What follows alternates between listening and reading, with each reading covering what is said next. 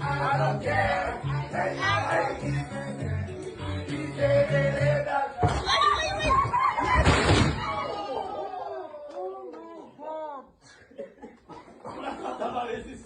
Oh my God.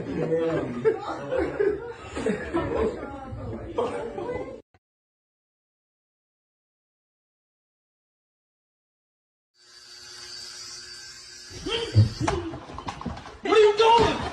But you don't even have any hair.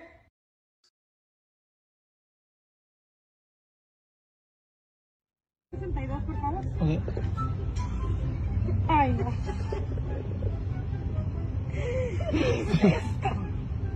Ay, no. Se me juntó el público aquí que le quieren ver. Ay, no. Te faltó una, dice. Ay, que no.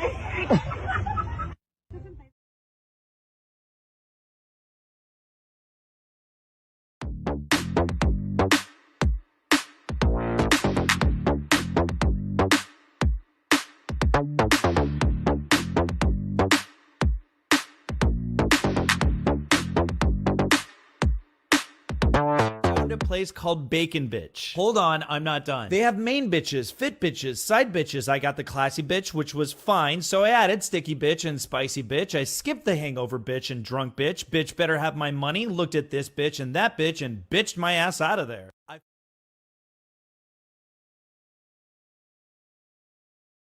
Stop hating Mondays. Be a professional and hate the whole week instead. Bruh. Stop.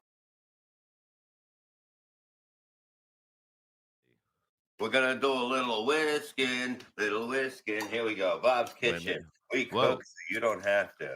All right. This is why I don't use the plastic ones. Who put this on my set? All right. We're gonna do My set. Bob. I like to keep it professional. I like the metal ones. Plastic ones, just move it.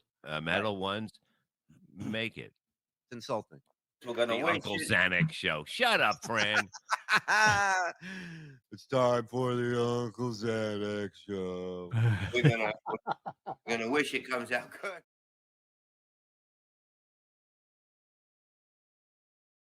Jamie. Yeah. How cold is it out there? Well, I'm wearing 2 pairs of panties so my lips don't get chapped. You tell me. Jamie.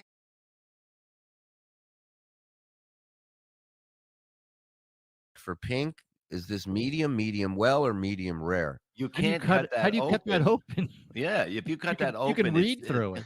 Yeah. Ray, Bobby Friend, Ray is a poor judge of pink things. Oh, Bobby Friend. Gray meat.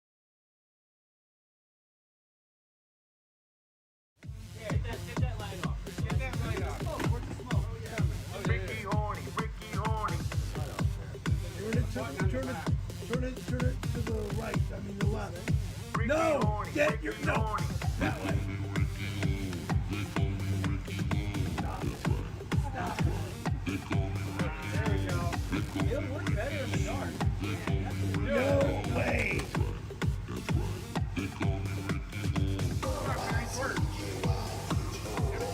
I'm not dead. I'm pissed off of what's going on right now. My whole too fucking mad.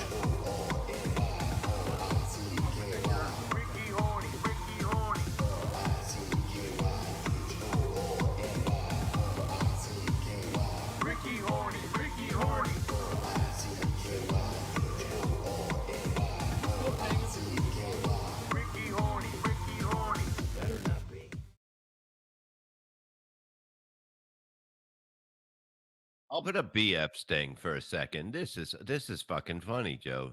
Tag onto your thing. Where who? Up on BF top. BF Live. It's oh my God, this is so true. There we go. Bob made his smartphone dumber. His is called not so smartphone. Yeah. It's smart without an R in it. I don't know, but they didn't spell it right.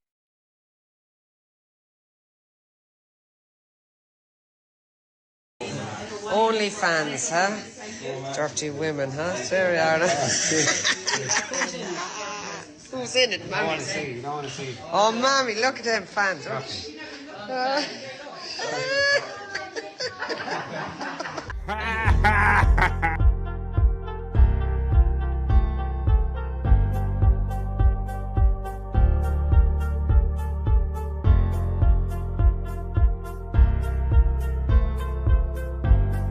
We're doing it.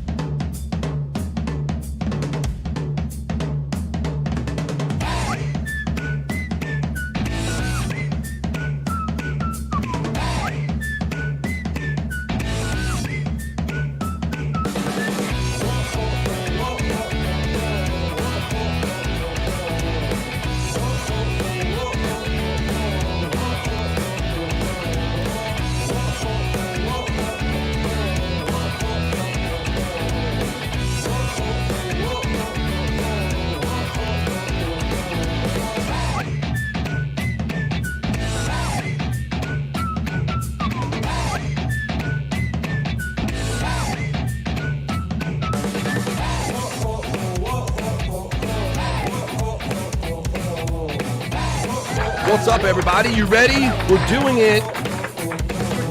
Yes, we are. Happy Monday, everybody. Episode 35 of BF Live already. Happy Monday. How you doing? Oh, we're doing it. Scott told me backstage, he said, BF, did you forget something? Did you forget your hat? And I said, no. This can only mean one thing. This means that BF is monetized. I said, I get monetized. I promised to myself I come on here and do some of the show without a hat. Sabine used to razz me about the hat. So there it is, everybody. Yeah, happy Monday, everybody. We got some great guests here. We got our friends backstage. So let's start bringing them in and let's get this show going in a big way. Excited to have our friend from across the pond, Hughezy, here as our special guest here on BF Live today. So let's take some of this stuff out of the studio. Let's bring in the man from up the Great White North. Let's say hello to Scott Fitzpatrick. Excuse me, Bobby Nick Havens. I looked at one and I said the other. How you doing, brother? How you doing? I'm not too bad. I just want to say, BF, congratulations on monetization. Thank you, brother. Thank you. And yeah, man, it feels like it's been a long road, and I can tell already, bro, that I see you put one of the first super chats in. Even though it's Canadian money, I'll take it. I love it. We take all world currency here. Thank you, bro. Thank you for the congratulations, and thank you for actually giving me a super chat. And let's bring in another bro. He's backstage. He's the man. He's the name I said the first time. It's Scott Fitzpatrick. What's up, bro? Hey. Not too much. How's it going? Yeah, it's going all right. I'm thanks for reminding me that I didn't put my hat on or anything. I really appreciate that, man. You know, but you were looking out for me, though. How you doing, man? This is the first time since I've known you that I've seen you hatless. This is the first time. Yeah, I might have been on podcast maybe one other time when I did TGB early, when I slipped on early one day, but ain't been too many sightings of this old 5-head right here. About turning into a 6 or 7-head here. So nobody needs to see all this. All that glare. I've called him up a few times, and he didn't have his hat on. Yeah, well, that's a private thing.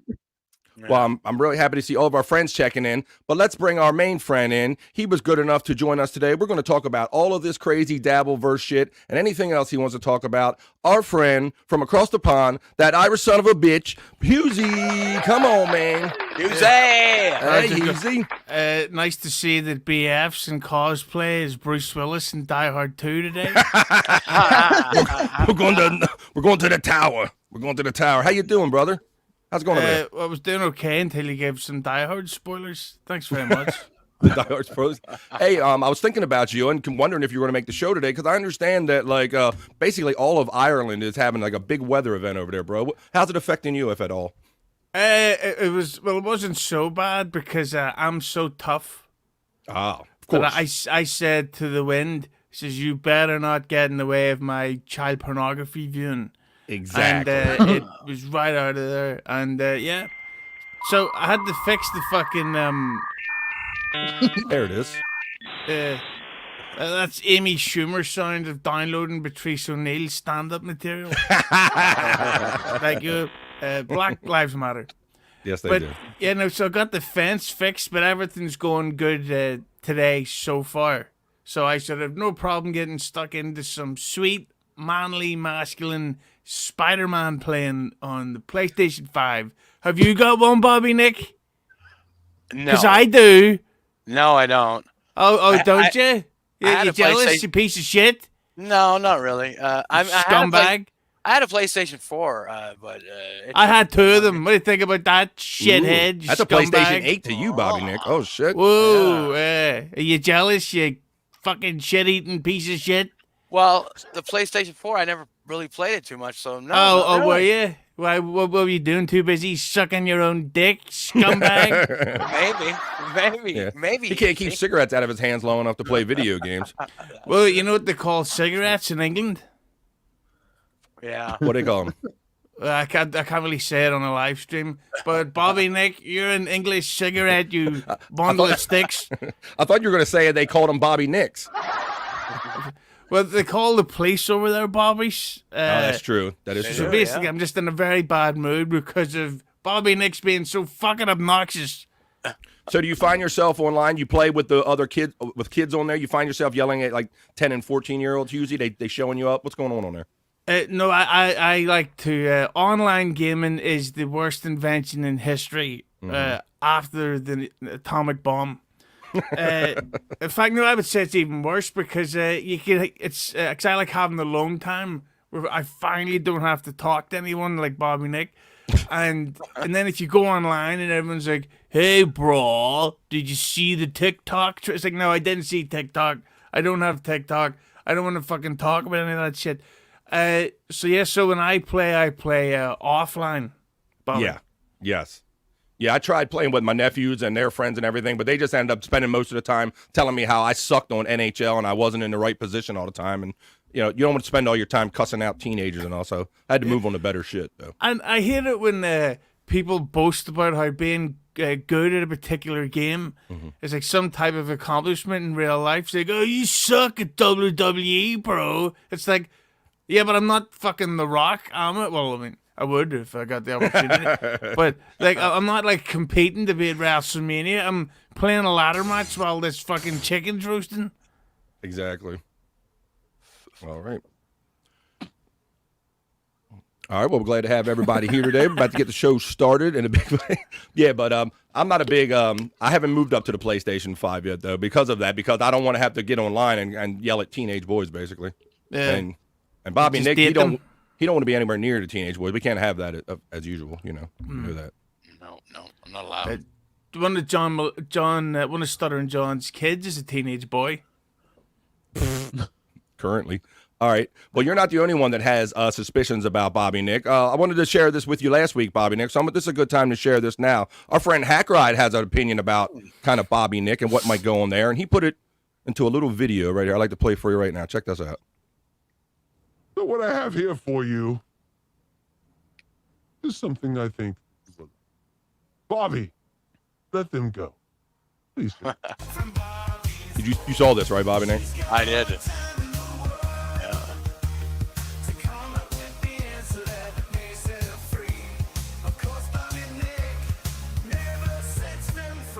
Never sets them free. Never sets them free. Never.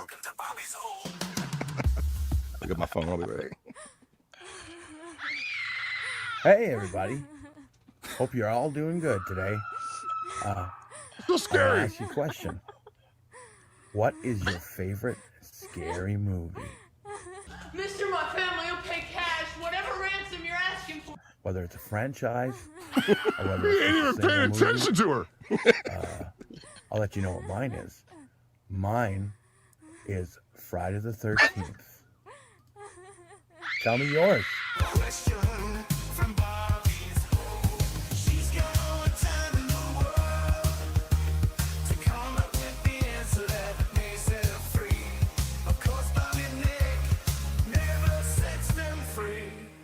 Never sets them free. Welcome to Bobby's hole. And there you go. Shout out to the talented Hackman, bro. So Bobby never sets him free. I can't think of a more torturous thing than to have to listen to answer trivia questions for Bobby Nick in a hole, bro. Well, that's one of the scare tactics. But I gotta report though. You know, I had four of them down there, and when that minus 55 hit, they all died. Oh shit! Oh shit! All right, bro. We got lots of friends forming in the chat, and so one of the favorite things we like to do here on BF Live is do the chat family check-in. So why don't we get to that and see what everybody's up to with the chat family check-in? Let's go. Talk amongst yourselves.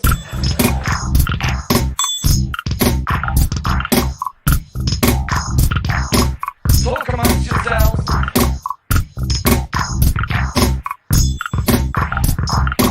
Talk amongst yourselves. All right, let's do it. It's Monday. We're getting the week started off right on a positive note. So let's see who's in here. Let's see who's doing it. It's the lovely little Lemmy checking in. What's up, Lemmy? How you doing? I've seen you over here on BF Live a few times. It's good to see you here today. One of the first ones in the chat. Thank you. And Buckshot Kid, I think he was one of the first ones in the chat. Now, I'm going to check with my account with this bullshit. This $4.99 super chats. I haven't seen them showing up. What time zone is this taking place in? East, west, north, or south? Yes. The answer is yes. All right. Balls Deep, what's up? Balls Deep checking in. Happy Monday, everybody. Don. Don. Oh, here we go. Oasis sucks, Hughezy. Here we go. Right off the bat, bro. Block him, fucking Block. piece of shit. Block. After all, he is my Wonderwall, though. It's our Brett Bone Loads checking in from the West Coast correspondent, and our bro. He's shouting out the Ravens. Yes, the Ravens are going to the AFC Championship game. My Baltimore Ravens against Kansas City Chiefs. So that'd be something. We're gonna get tailored here in Baltimore, Hughezy. I have fear. Who? Exactly. You know, I hated facing the notion of facing the Chiefs more for avoiding her than avoiding Patrick Mahomes. You know. You know, I was much interested in the American football as Taylor Swift does in doing squats during her workouts. Well, we'll see. I have a feeling we're going to get tailored here in Baltimore. I want no parts of it. But I saw a tweet that you put out about her, and we'll talk about that a little bit, too, because I pretty much share your kind of opinion about her, too. Scott Fitzpatrick, No Filter, saying, Little Lemmy, Balls Deep, Bone Loads, Cut of the Jib, and Don checking in. Scott checking back in with Scott, saying, what's up? There's Little Lemmy right there. Let's see. Boom. Scott! It's the Poon Man. What's up, Poon Man? Daniel Poon checking in. He's saying, flick that bean button, you effing cowards. You know it. LOL, it's puddled chicken. It's puddled. Do they have puddled chicken over where you live there, Hughezy? Everything's puddled in Ireland. Yes, especially currently, right? Yeah, your dreary place. Let's see. Dominic Sin looking forward to Hughezy. Well, you look forward no further. There he is, right there in front of your face. Bring on the Hoogly from Daniel Poon. There he is. Here's Lemmy checking in. And Buckshot Kid saying, so who's the PCL fan? PCL for life. I'm a PCL guy. Scott's a PCL guy. I know we're the two main PCL guys here, so I like to include a little bit of that because people are jonesing for their Perry because if you're a Perry fan, you know he's kind of taken off the month of January. That must be good, Hughezy, when you pod so strong that you can take off a whole month during the year, bro. Oh, I do it all the time, whether people are aware of it or not.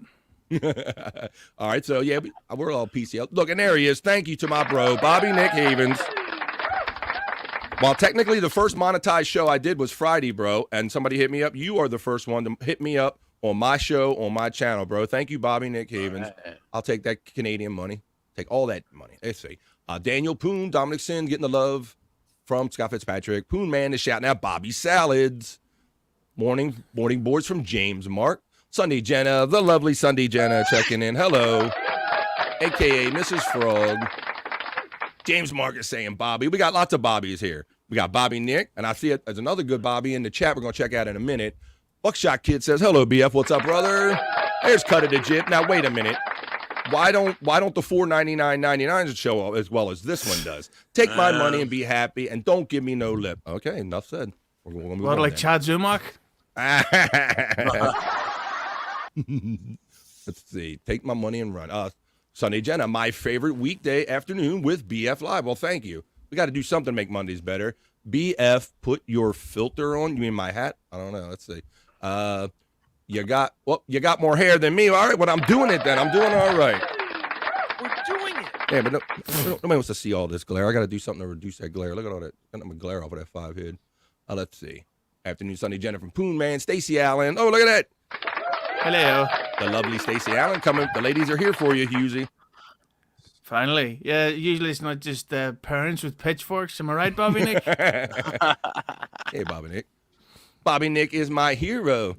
Did you ever know that Bobby Nick's your hero? All right. That's cool, man. We're going to get into a little bit of that, of the kind of all of this kind of drama stuff, how this all kind of unfolded, like who the hell this Kate person thinks she is, and so forth. Let's see. Daniel Poon saying afternoon, Stacy. Poon, man. Here's James Mark. Mr. Poon, how you doing today, buddy? And the lovely Sunny Jenna, thank you for the super chat. Congrats on monetization. Well-deserved, BF. Thank you. Thank you.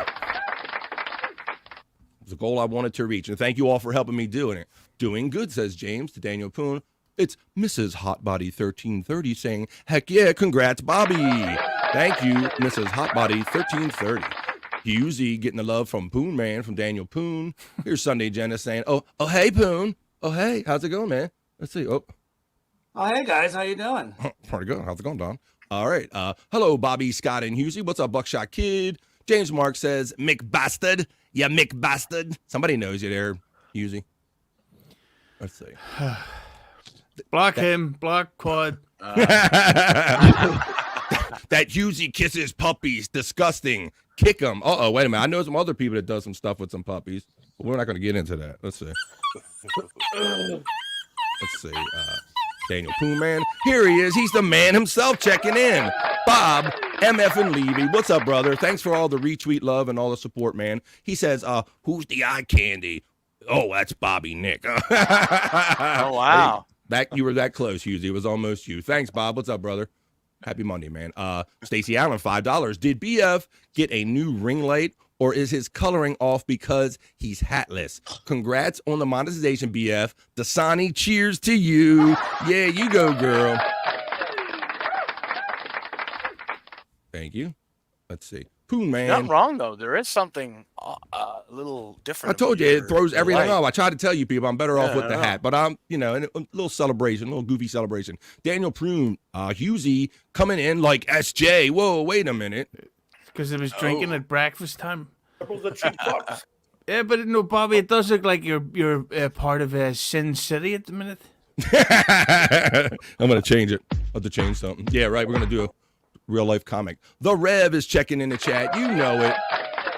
Bobby Fran has 80s AIDS, Stacy. Well, that 80s AIDS does visit us in the chat sometimes. He's not as bad as he used to be. He don't kill people off like he used to. Just ask Magic Johnson. James Marks is laughing, so that's a good thing. Bob Levy's saying, hey, kids, what's up, brother? It's the lovely KB here. See, I told you. You're bringing all the ladies. Your milkshake brings all the girls to the yard, Hughezy, apparently. I got some milk for them. I got that. Hey, lady, let me tell you. There you go. I got something for you. The Cut of the Jib. Hey, Bob, good to see you, man, from Cut of the Jib. What up, Bob from Bone Loads? Little Lemmy is giving Kay the love. Bob Levy's giving love the bones back. Daniel Poon is shouting out Kay. Oh, hey, guys. She's saying, oh, hey, guys. What's Hi. up? Yeah. Oh, hey, guys, how you doing? Hey, Bob. Let's see. Claudia, good afternoon, everybody. It's our friend BK. All of the chat families checking in. It's Monday. They know we're doing it, and they know we're doing it with Hughezy today. I miss UT and Quake 2 on Heat. Okay. All right. Bob Levy is giving the love to Little Lemmy. There's the Poon Man with Afternoon Claudia. James Mark. BK. Hey, Bub. Good to see you. Little Lemmy. Hey, James. All the love going back and forth. I love it here. Let's see. Here we go. Gold. She was talking about the Bobby Nick thing. Why is Shayna laughing in the background? That's what Shayna does. Great content with that Kate twat. By the way, bitch thought you couldn't hold your own, LOL. Yeah. Let me gave it to her. Yes, let's see. Block Atomic. him. Atomic and Hughezy are both types of bombing. Okay, I get it. All right. Yeah, check under your wheelchair. Check out of your wheelchair, you fuck. You fuck you. That's where you'll find this next bomb. All right, let's see. There's the lovely Shayna checking in, saying hi. There you go. How you doing? Let me guess. Migraine. I'm guessing migraine.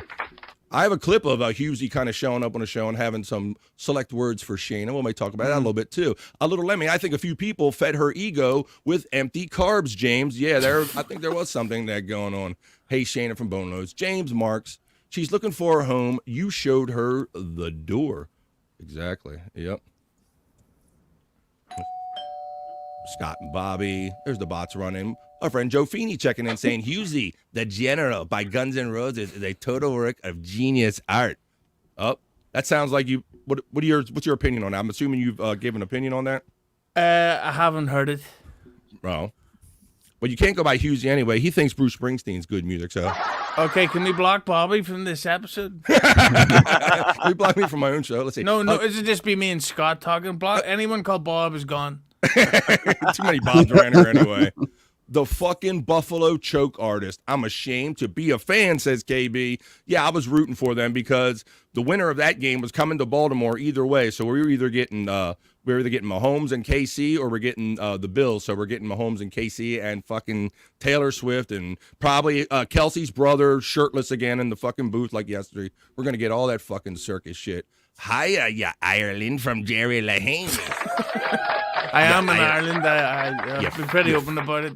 You fucking Ireland. I'm so happy. Oh, here we go. But there's a health report from Shayna. I'm so happy my leg and arm on the right doesn't hurt so bad. Well, that's a good thing, Shayna. Do you keep messing with me and they'll be fucking worse than hurting? You bitch. I told you, Shayna, don't be coming at Hughezy. You know, it's professional. Don't say, oh, this is her favorite one. I know what you got. We're doing it. Yes, we are. James Marks. Sorry, I typed the constant flow out of my stupid brain. Well, that's okay. Cool, Shayna, take it off. Shayna says, my cousin gave me a massage. Okay, well, don't forget to give it back.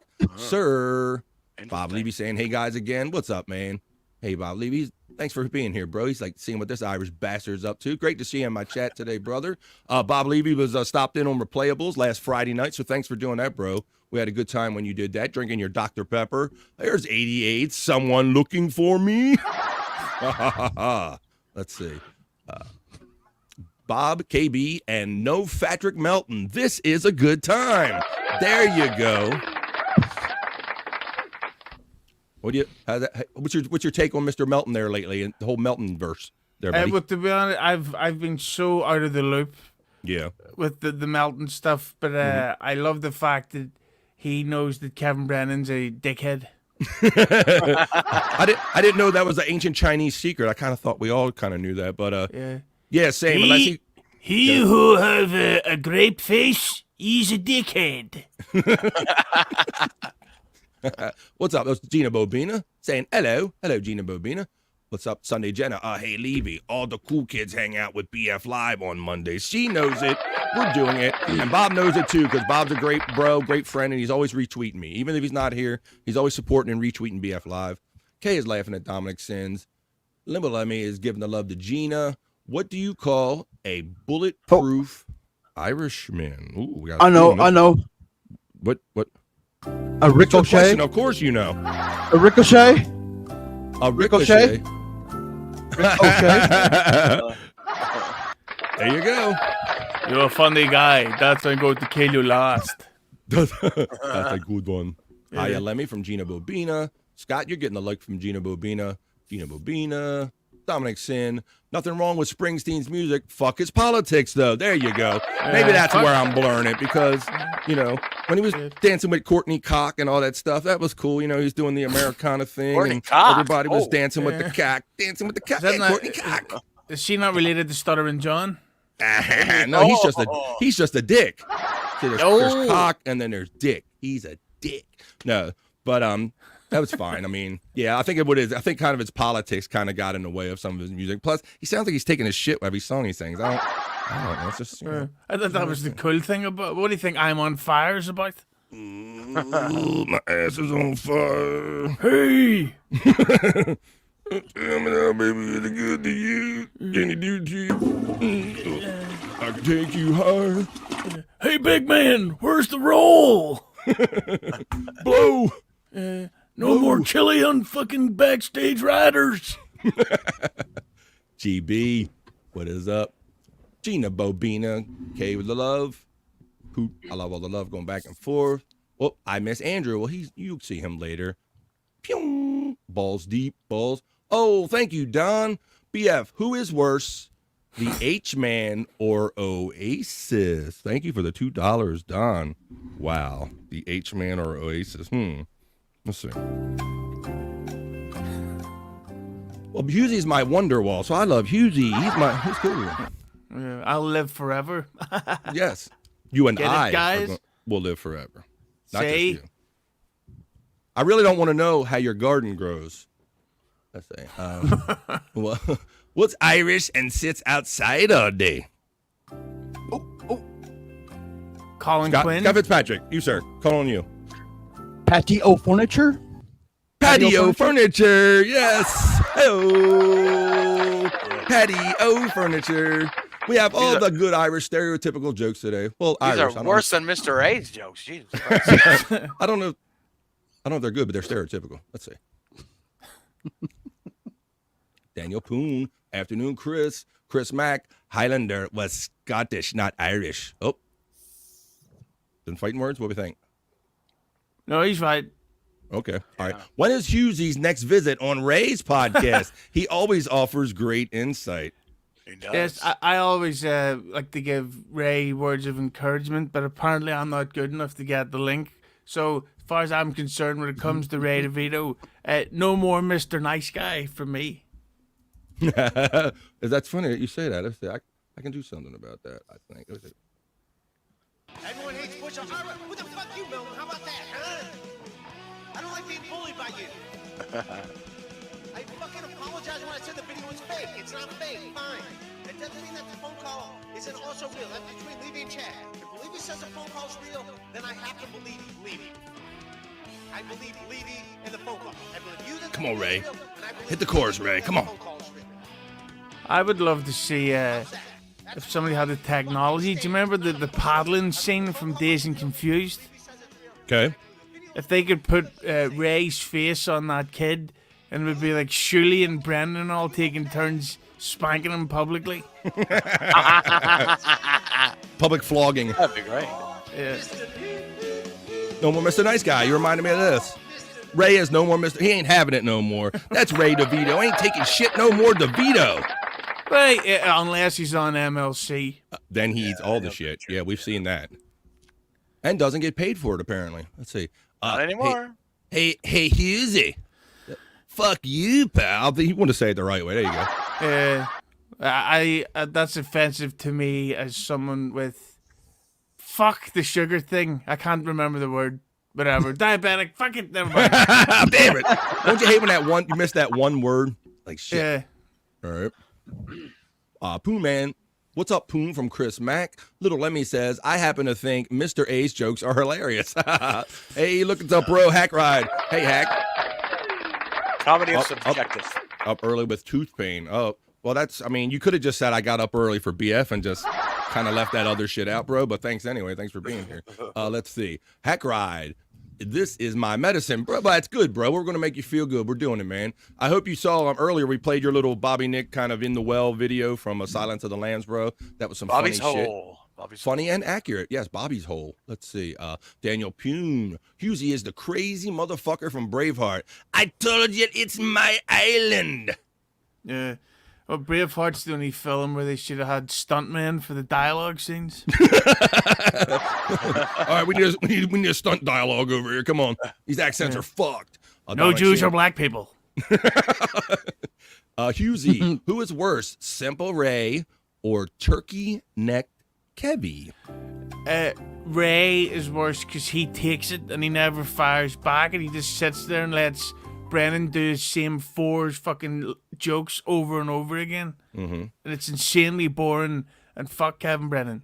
Exactly. Well, it's even funnier in contrast when you think about how Ray left. Like he said, he didn't like the environment at the Shuley Network and thought he was getting shit on, yet he went to a place where all he does is get shit on the daily. Yeah, and not only that, they also, now the MLC people shit on him. And Is that right? Scott just shit himself. Scott just shat himself in a microphone mid-sentence. Yeah. Thanks for the cameo, Kevin Brennan. But yeah, I just think that with Ray, it's such a bad look for him that he's basically chose to move in with Ike Turner. Exactly. Well, I mean, as far as the bad look, it's hard to tell what is a bad look for Ray anymore because it seems like anything he does is a fucking bad look for him. So there you go. Is that real? I don't know what part we're talking about. Let's see. Scott's fart. Yes, it was very real. That's real. That's very real. Very real. Is Mike brown now? Yeah.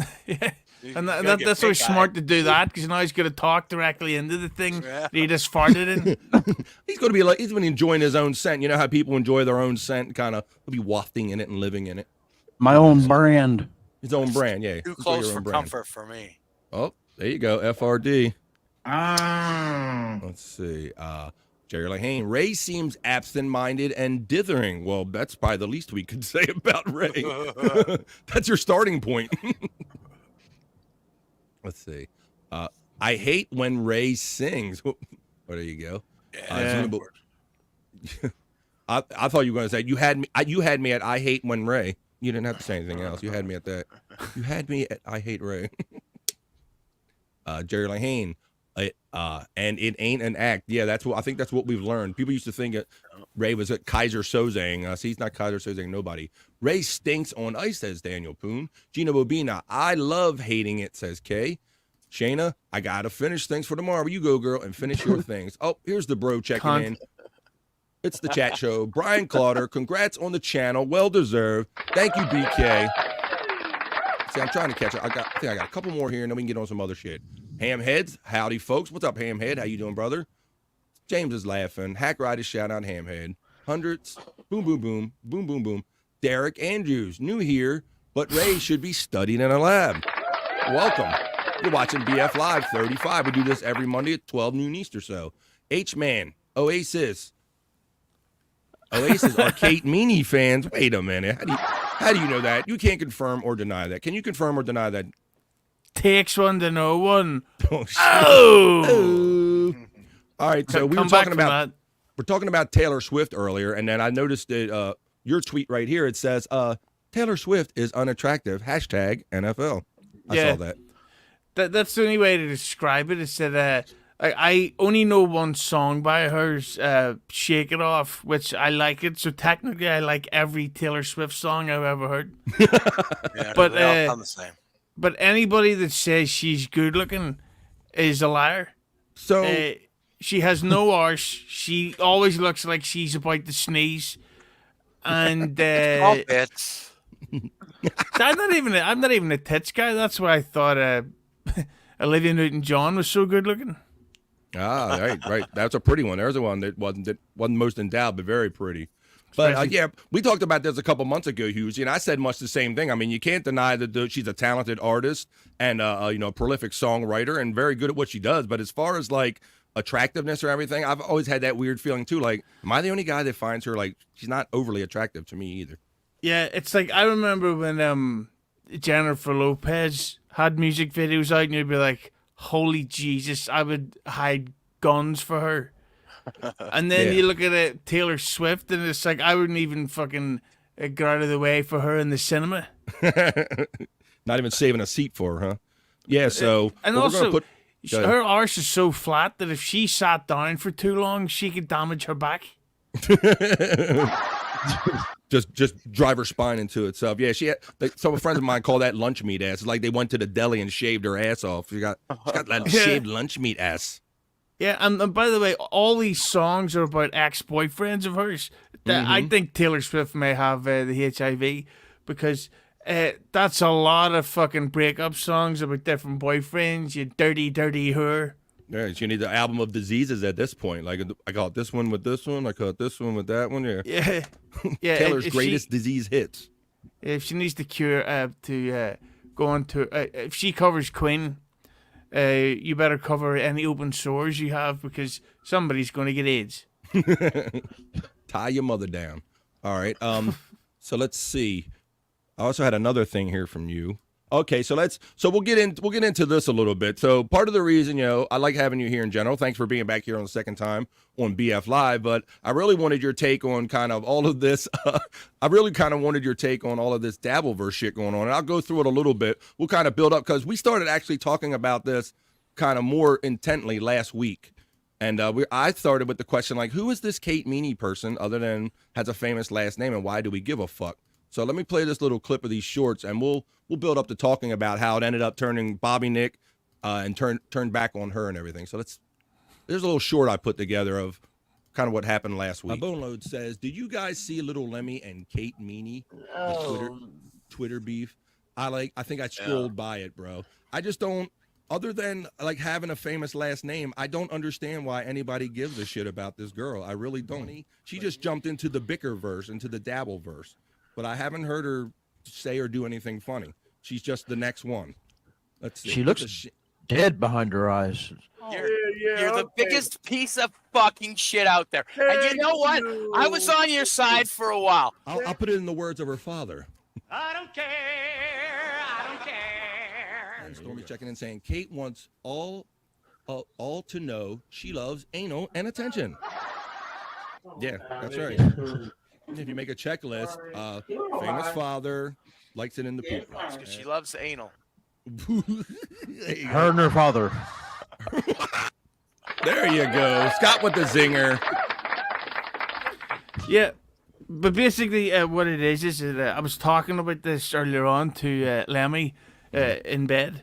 And I won't tell Granny. We were saying is that oh fuck him, he was watching the whole time. I figures that. She's clearly got some type of issue going on where she needs the what's the word? The validation of older men, and they call it daddy issues. I think the psychiatrists call it daddy issues. Yeah, like when you and your dad are going out shopping for the same high heels, it's probably not going to help out down the line. But the thing is, but I also think that she's one of these like stereotypical girls that thinks, oh, you've got to be a certain way or else you're less than. So when she seen Lemmy on the show, and Lemmy's on heroin or whatever you call that stuff she injects, she probably thought, oh, she's just some typical stoner, but she didn't realize that Lemmy's actually this incredibly intelligent assassin. Normal person, yes. What we call a normal person, yeah. So it's just weird how, because we saw her coming into this whole universe, and Bobby Nick, by hanging out with Jake all the time, I think you made like one of the earliest connections with her before she was on like any of the big shows, and she was discussing, I'll probably end up going on MLC, and I'll do that pod go on Ray's show, this, that, and the other. So she started out doing podcast and things with Bobby Nick and all, and even ended up like kind of turning on him, which who the hell turns on a Canadian, much less Bobby Nick? How you gonna do that? Yeah, and I don't think I've ever talked any shit about her. I mean, you know, maybe the way she went after Jake a little bit, but it is what it is, you know. So we had that conversation Monday. You got those. So that encounter happened with that bad encounter when she ended up looking bad with Lemmy on BYB, where Lemmy told her that she could lose some weight in her arms or words to that effect, which is fucking hilarious. Let me play that right now. I'll play that right here. This was fucking hilarious, so we'll get this in. Check this shit out. Great zinger, fucking Lemmy. I saw this shit. I'm like, I'm definitely playing that. Check this fucking shit out. Here we go. I see your face. It makes me want to vomit. Okay. And you go on. Maybe you'll lose a few pounds in your arms. I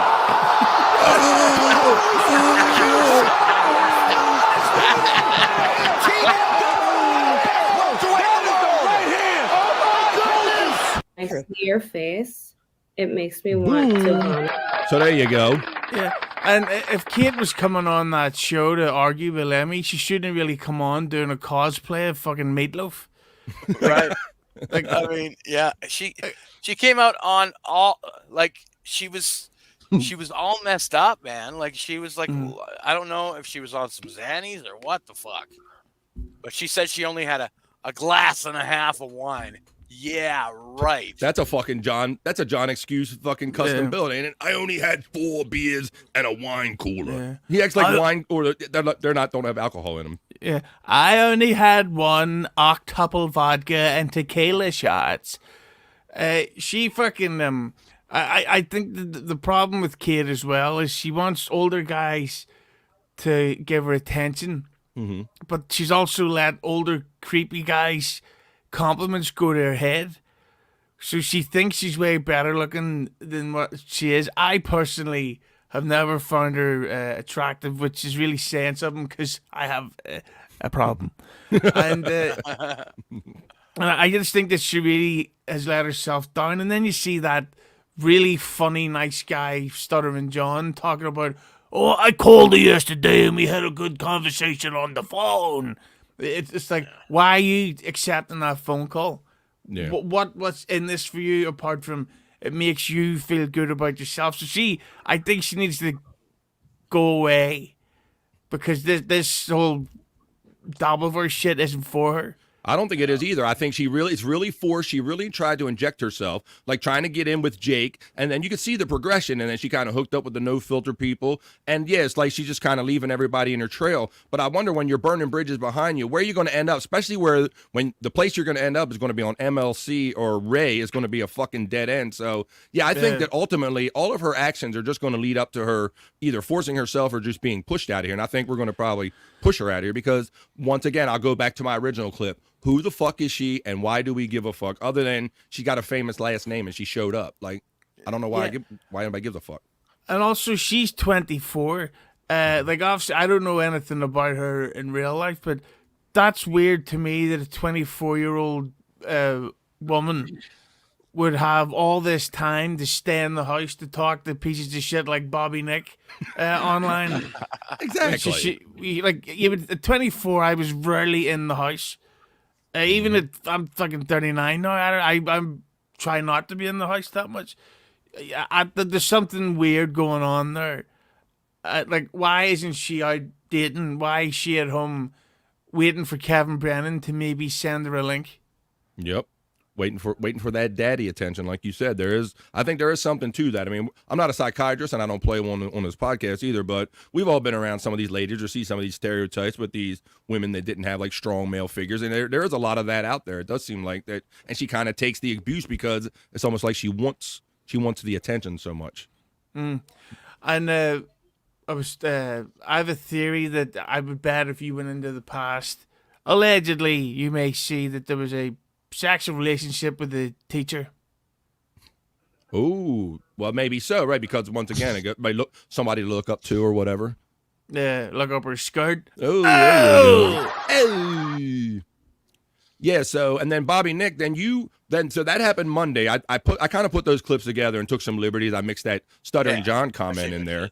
So then all of a sudden, after like, I don't know, I'm trying to figure out what happened between Monday and Wednesday that made you such a piece of shit in her mind that she felt that she had to come at you with those kind of shitty, those texts, bro. How did that happen? You know what? I don't even know. When she was on BYB, at first she was saying, I like Bobby Nick, and she mentioned somebody else too. I forget who it was. And then like a little while later, she was saying, and all you guys are pieces of shit. And then the next thing I know, after the show was over, I never said a word. I never really said a word to her. And probably at like midnight, I get all these messages from her, and then all of a sudden I'm blocked. It's like she's gonna destroy me, I guess. That's another thing. I mean, the pompous nature of that. Like, once again, who the fuck are you that you think you can destroy anyone or anything? It's just like repeating fucking like just typical bullshit, Hughezy. Yeah, and it was dumb for her as much as it was dumb for Stuttering John to come on the show and assume or expect to walk into a show. There's 7 other people on there. Yes, and that they're just going to sit back and let you talk shit about her. One of the main members of that piece of shit show run by that scumbag piece of shit Quadfather. Have you blocked him yet?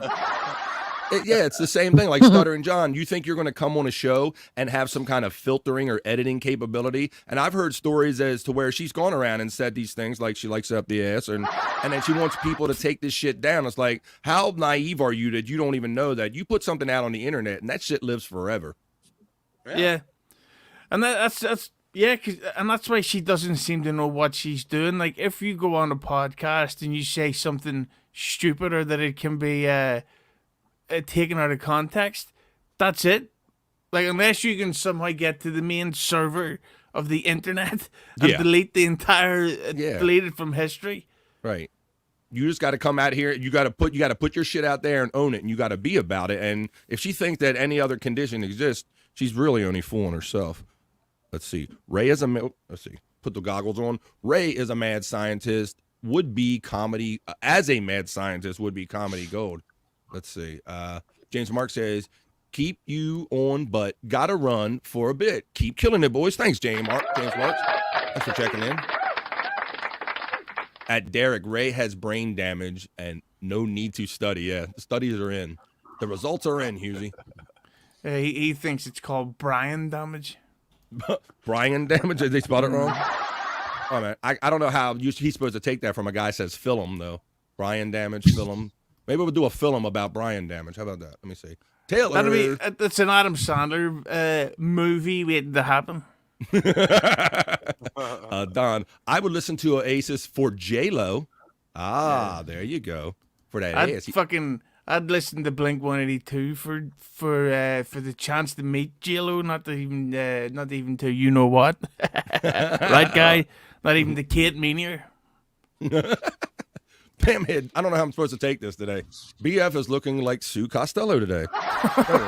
Fuck you all. Look at this. I'm gonna change the light. I'm gonna change it up. Put the fucking hat on. Fuck you all. Let's see. I had it. Yeah, that was fucking weird too. Like he has these randos come on, these Patty Ross Burrows and whoever, these Ray Stragglers, and I'm talking about Kevin on MLC, and then he has Sue Costello on, and that whole fiasco turned into like whether he was going to pay her or not.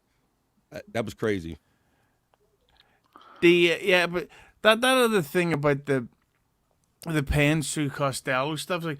Why does he also see? Here's the problem. Even if just say you had AC/DC on the show today, if you have them on multiple, if you have them then on multiple times per month, that's going to get boring. It's like, oh fuck, they're playing a whole lot of Rosie again. This is fucking boring. That's why I think MLC's gone to shit. It's on too often, and it's the same people on too often telling the same fucking stories. Surely. Yeah, right. It's not even a fucking talk show. It's a listening show. You go on and you listen to Kevin bitch, and if you dare to speak out of line or talk over him while he's in the middle of a bitch fest, you get shit on. To me, that's all the show is. And he was, for weeks there, he was just literally taking whoever Ray had on his show, the puppet lady or whoever, and just putting them on his show like the next day or two. Yeah, that's why I get banned from MLC after one show, because I wasn't kissing Brennan's big grapey arse. It was like, oh, what are you doing talking about Leslie Jones? Yeah, like, right. He doesn't realize he's dealing with grown people. And like Shuli was trying to say today, you're a fucking grown man. Should Kevin care about whether you do WATP or whatever the fuck you do? But I think much like Kate, he's got these certain people got these daddy issues, and they feel like that they look to him for some kind of crazy leadership, bro. Yeah, and that scumbag Ray, who treats me terribly, I'm nothing but nice to him. He sees MLC as some like Hawaiian destination where he was on WATP going, I can get you back on MLC and everything will be great. It's like, yes. Why would that help Carl at all? WATP's way, way bigger than MLC. So getting on MLC doesn't help you. It actually has more of a negative. Yeah. Let's see. I lost my train of thought here. I do that to a lot of people. My train of thought derailed there a little bit, Hughes. I was looking for something while you were talking. But, I got somebody backstage everybody be happy to see, and she's been sitting there long enough. Let's bring her in. It's the lovely Stormy. Come on in, Stormy. Hello. Hi. How you doing? Good. Storm, we have guests here today. Let's leave the attitude backstage, Stormy. Thank you. I saw that finger.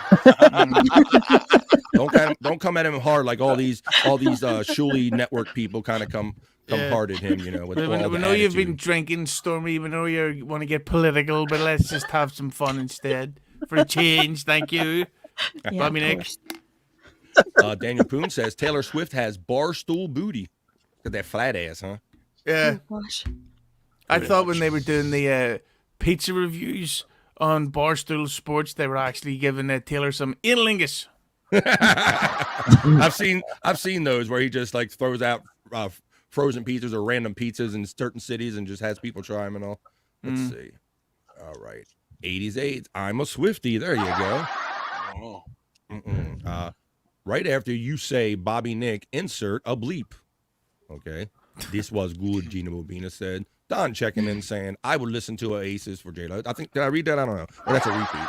Let's see. Kate is an interesting addition to Kevy's collection of fools, Dominic Sin says there, Hughezy. Yeah, I mean, she's definitely she's caused a lot of drama, but how much is it helpful for her in real life? Because a lot of this shit is clearly getting to her.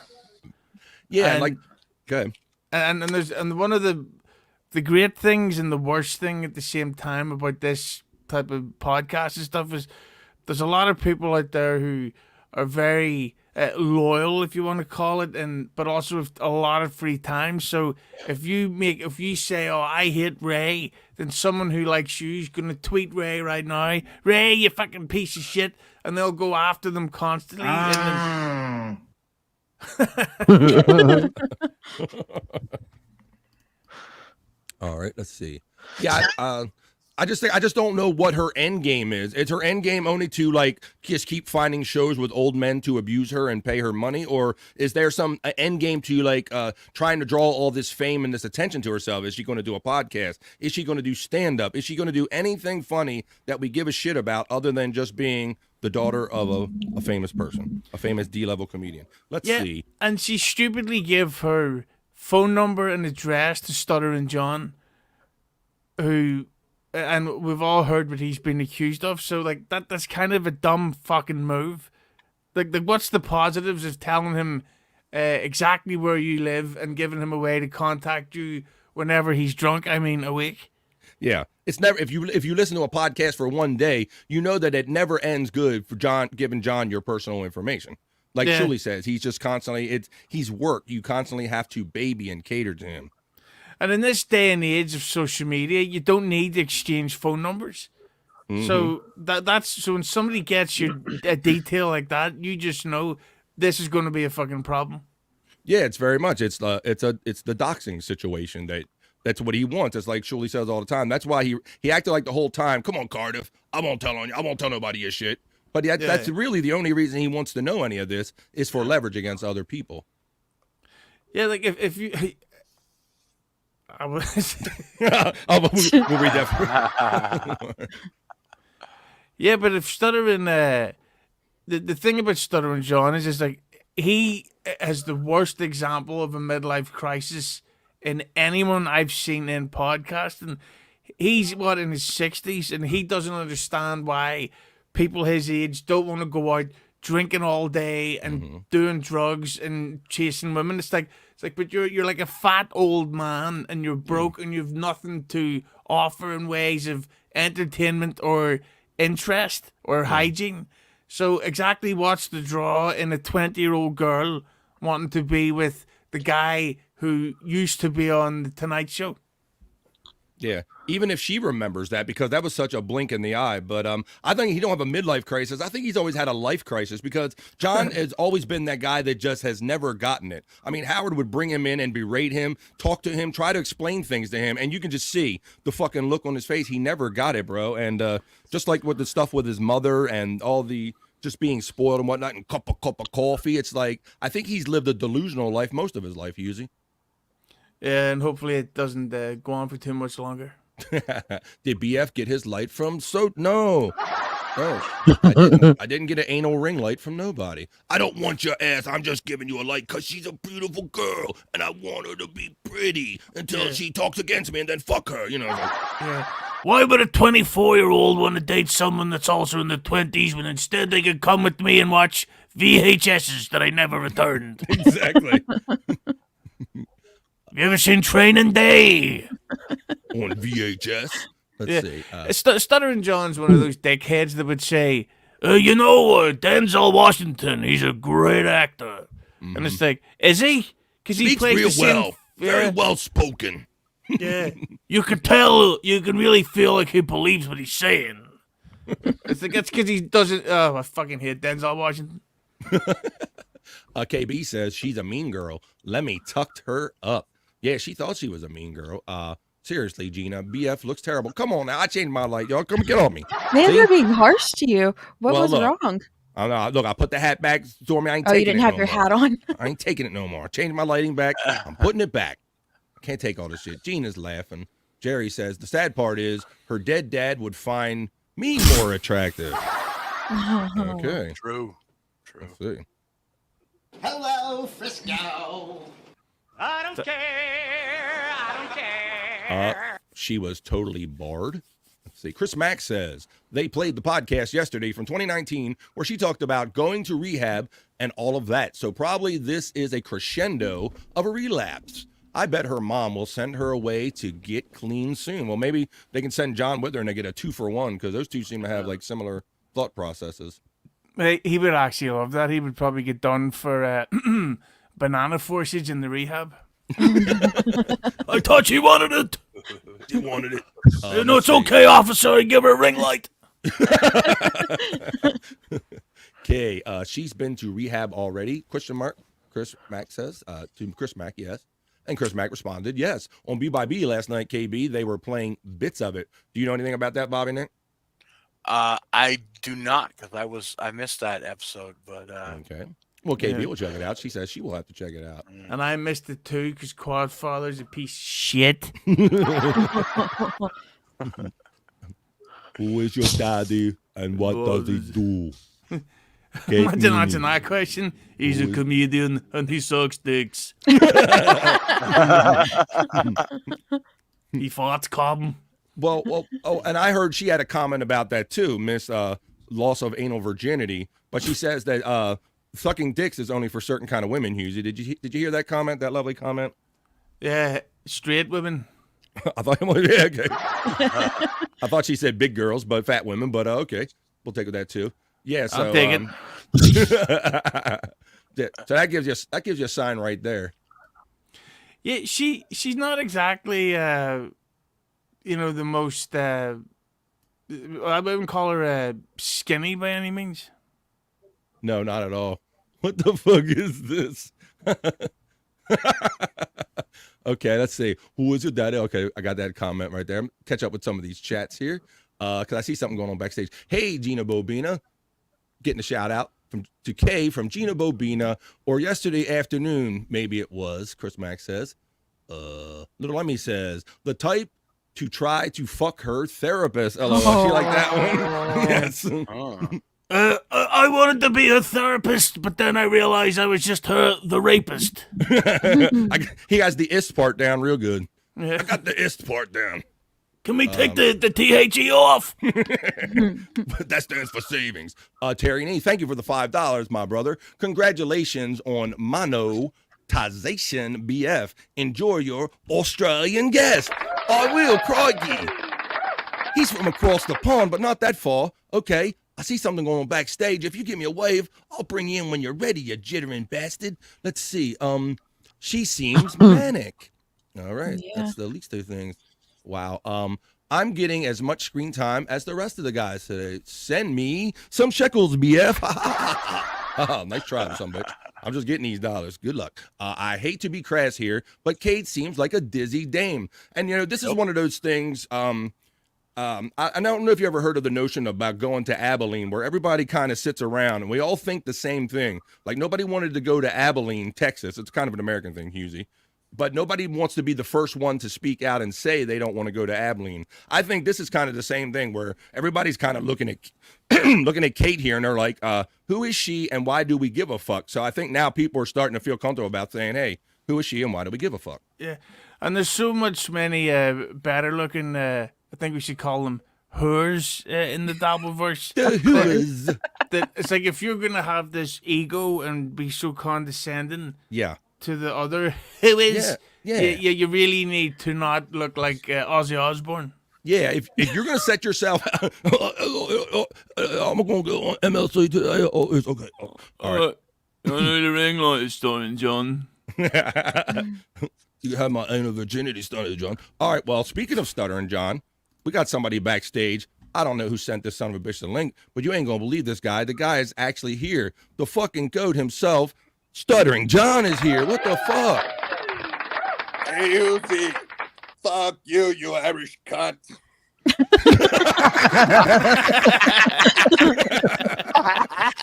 There you go. He checked in. And that type of behavior is never going to get over. I think so. I'm not going to say who it is, but I think he like kind of rolled over his own shoes on the way out of the room. I'm not going to say who it is though. I hate to be. Oh, got that one. Let's see. Y'all should co-host together weekly. This is fantastic. Well, thank you. No. Just no. I guess I won't bother asking then. Just no. Yeah. Okay. I was going. Language, Derek. Language. Hamhead. That got it changed quick. LOL. She's bipolar. She's bipolar. She just fucked up in the head. That's what we call that. She's bipolar. Yeah, when it comes to drugs, she's BUI polar. BYB polar. That mud shark is going to make mud in Kate's bottom. Yeah, so what is it? Right, so then that was the next thing I started seeing on. She was fucking around. She was like being really sexual with Ray there when she was doing shows and them two interacted at a comedy club. She was kind of being a little sexual with him. And then now I see all these tweets about I'm the Mrs. Chad Zumach and all that shit. It's like, what is all that shit? You know, I would love that if they got together. It'd be like the Bruce Willis and Demi Moore of the Dabbleverse. Because I do like Chad, but he seems to be a little bit lost. So I think she could get him back on the right track because he could get her off the drugs and she could maybe get him off the booze. So, and then they'll both kill each other at night. Two lost people can find themselves together, I guess. Something like that. Let's see. There's the Netflix films. Yep. Tripolar. All right. Airtight. There you go. We're past bipolar. This bitch tripolar. Thanks for the visuals, Scott. Let's see. Not the hat, BF. It's your lighting, bud. I changed that too, man. I don't know what's going on today. Let's see. What is this? Fucking Hollywood? My makeup person didn't show up today. Here you go. Jerry Lahane. Patty Rossborough is good for MLC once in every 2 to 3 weeks. I agree with that too, Jerry. But yeah, she was on like every day for a minute there when he couldn't get no other suckers to go on that show too. And that's the crazy thing that we like in the behind the scenes of the comedy world, like the comedians genuinely don't like Kevin Brennan. Mm-hmm. So they don't want to do the shows with him. So he's had to resort to getting pieces of shit like, you know, Ray DeVito. Yes. And especially Quad, the biggest piece of he shit can't I've move ever heard of, ever. Hitler heard about Quad Father and he's like, what a dick. Well, here's an interesting question. That you talk about how Kevin is thought of outside the comedy world and maybe or in comedy world and Super Chat. I'm wondering if Super Chats were absent, would any of these people have that desire to go on MLC and to do work with this great comedian and have these wonderful interactions where you get shit on all the time? I think the Super Chatting is obviously a big component of this. Yeah, like there's a show I added for called Keeping the 100, just past 47 million views over the weekend. Oh, humble brag. Here we go. I don't calm down, Stormy. I don't need the adulation or whatever the word is. But they do a thing at the end of the episode where they start plugging everybody else's stuff, and the problem is if the hosts make fun of the stuff, then that means everybody else now makes fun of the stuff that's being plugged. Yes. So I don't see how going on MLC helps at all in any way. Because if Brennan gives you shit, that just means, oh, okay, I'm a listener. I can call Stormy a piece of shit, regardless of what she actually is. And that's what I wonder. What is anyone's end game going on to Kevin's show? Do they really love him that much and respect his show? You do the best show in the Dabbleverse, or do they like getting shit on, or do they like the money, or they like some combination of all of it? I try to figure out what the fuck is the attraction to going on there other than the money. Yeah, when the thing is, the money's not even that big. Like 150's a nice little bonus or whatever, but at the same time, like it's not exactly going to get to that diamond encrusted Lamborghini you've been hoping for. So imagine if it did, that'd be cool, wouldn't it, guys? But yeah, so I just don't get it. Yeah, so I wonder when the end's going to come. Like you said, MLC is nowhere near the show that it used to be. It's just a bitch and gripe fest about a guy who sits there and will recite every Shuley Network stat, but then out of the other side of his mouth says that he never watches the shit. So apparently he must have 100 people reporting shit to him every day, if you believe that. Yeah, and over the weekend, at one point, I seen MLC was doing a live stream to something like 300 people. Mm-hmm. So, like, he's losing his audience, yet his ego's getting bigger. Yeah, and that's kind of the signs of a madness, if you ask me, because you can tell if you go in that chat or if you're in other chats, you can tell people will say MLC is not the show it used to be. MLC is tired. MLC is done. So, yeah, I think he's oblivious to it, and he's still, like, kind of living off the fumes of his past success. He's kind of oblivious to it all. Speaking of fumes, Scott, is your microphone cleared up yet? Give it a good sniff for it, Scott. That cover was white when you started. That's all I know. Yeah. Rub the microphone on your eye and see if you get pink eyes. Like Jesus. Oh man, his mic's farting on him. Is that what you brought Stormy on for? Exactly. So she could be proud of her father. Hi, Stormy course. from Sunday Jenna. Hi, Jenna. Stormy, hi, everyone. And how are you doing? I mean, we were kind of talking, and I didn't want to keep you backstage, but how That's you doing? okay. You have a good weekend and everything? Yeah, it's good. Everything's been good. I've just forgot I had some duties this morning to take care of, and had what? She thought, you know, yeah. I said it on purpose. But yeah, no, I set us had up. I had to go jury duty Mm-hmm. this morning. So how did and that go? I forgot know about that it. you've we talked about this a couple months ago. Wasn't it you that had jury duty a couple months ago? Or Yeah, I just went and did the initial questioning thing, and I went home. I don't have to do anything else. That sounds like a good Adam Sandler film, Jury Duty, and it's about a lawyer that is dealing with IBS. Your Honor, he's trying to win I need a the case. continuance. Yeah. I'll sentence you to 5 months of air fresheners. Well, I'll take that deal he's got, he could literally make a movie about that Netflix deal that he's got. Yeah, but I mean, it must be shit to be Adam Sandler. Imagine getting only 40 million per film. Fuck Oh that. yeah, imagine. Yeah. And they're all so good too. And you notice how every project has more and more of his family and relations in it. I know he's always been good about bringing his like family of comedians in, but now you literally see it's like his daughters, it's his wife, and like in pretty much every production now. Yeah, and his daughters. Let's just say he doesn't have to worry about Stuttering John trying to hit on them. Oh. Uh-oh. Are they handsome? Is that what you're trying to say? We call that handsome. They look like they could do with a shave. Oh, shit. Oh, my God. She's a handsome girl. She looks like she's good at sports. I think she's going to play softball when she gets older. Just a guess. I don't know. Yeah. I'm just saying. She's not a looker, but I think she could defend herself. Hi, Lemon. There's the love. Let's see. Stormy is adorable from Terry Nee, from Mr. Terry Nee. KB is there. He's getting all the love for Stormy. All right, with the fucking sound effect. Hey, Jenna, didn't see you there, Gina Bobina says. Are you ever going to stop with the sound effect? Jesus. Gina Bobina with the love. Who is this? This is Schlprock 0420. Hello, Gina Bobina. Long time no see in the chat. What's up? Schlprock. There's Schlep. TTSY. And Hughezy's just going to check out on me while I read chats. Good to see you, RC Nation. Kate seems to genuinely have mental problems. I agree with that. Hey, Gina, working while I listen, so not as chatty. Well, that's good. I understand that. That does happen. Hey, Schleck, sorry to side chat at Gina Bobina, but whatever happened to the other BS show late nights? What's up, man? You can side chat here. We're chat family. You can do that. Gina says, I get it, Jenna. No worries. Total BS. Yeah, that was a show. I haven't seen them do anything live lately there, Stormy. They stopped and they took down all their old shows the last time I looked. Yeah, I noticed that too, because I would think about them. I'm like, hey, you guys on No Filter, you guys were visiting them. They visited you, did a couple guest spots on each one. And then last time I went and looked for them, they were gone and like a lot of their content was gone too. So Yeah, they were fun too. And it's always, I don't know, when there's another female to, I don't know. Yeah, what is that? Oh no.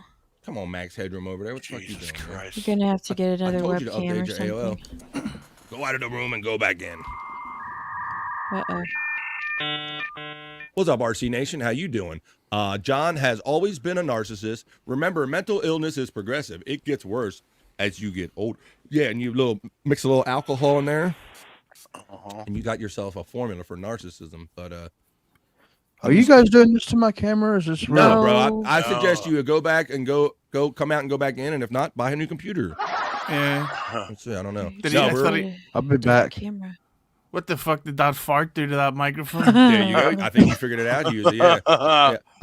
I don't have a special effects budget like that, so that's not me, Scott. Let me see. I bet I got a light for budgeting. I mean, a budget for lighting. I know you do that too sometimes, Gina. Nice to have this show on Mondays. Thank you. Chris Mack says she's probably desperate for attention. She didn't get from her dad because he was too busy chasing cock.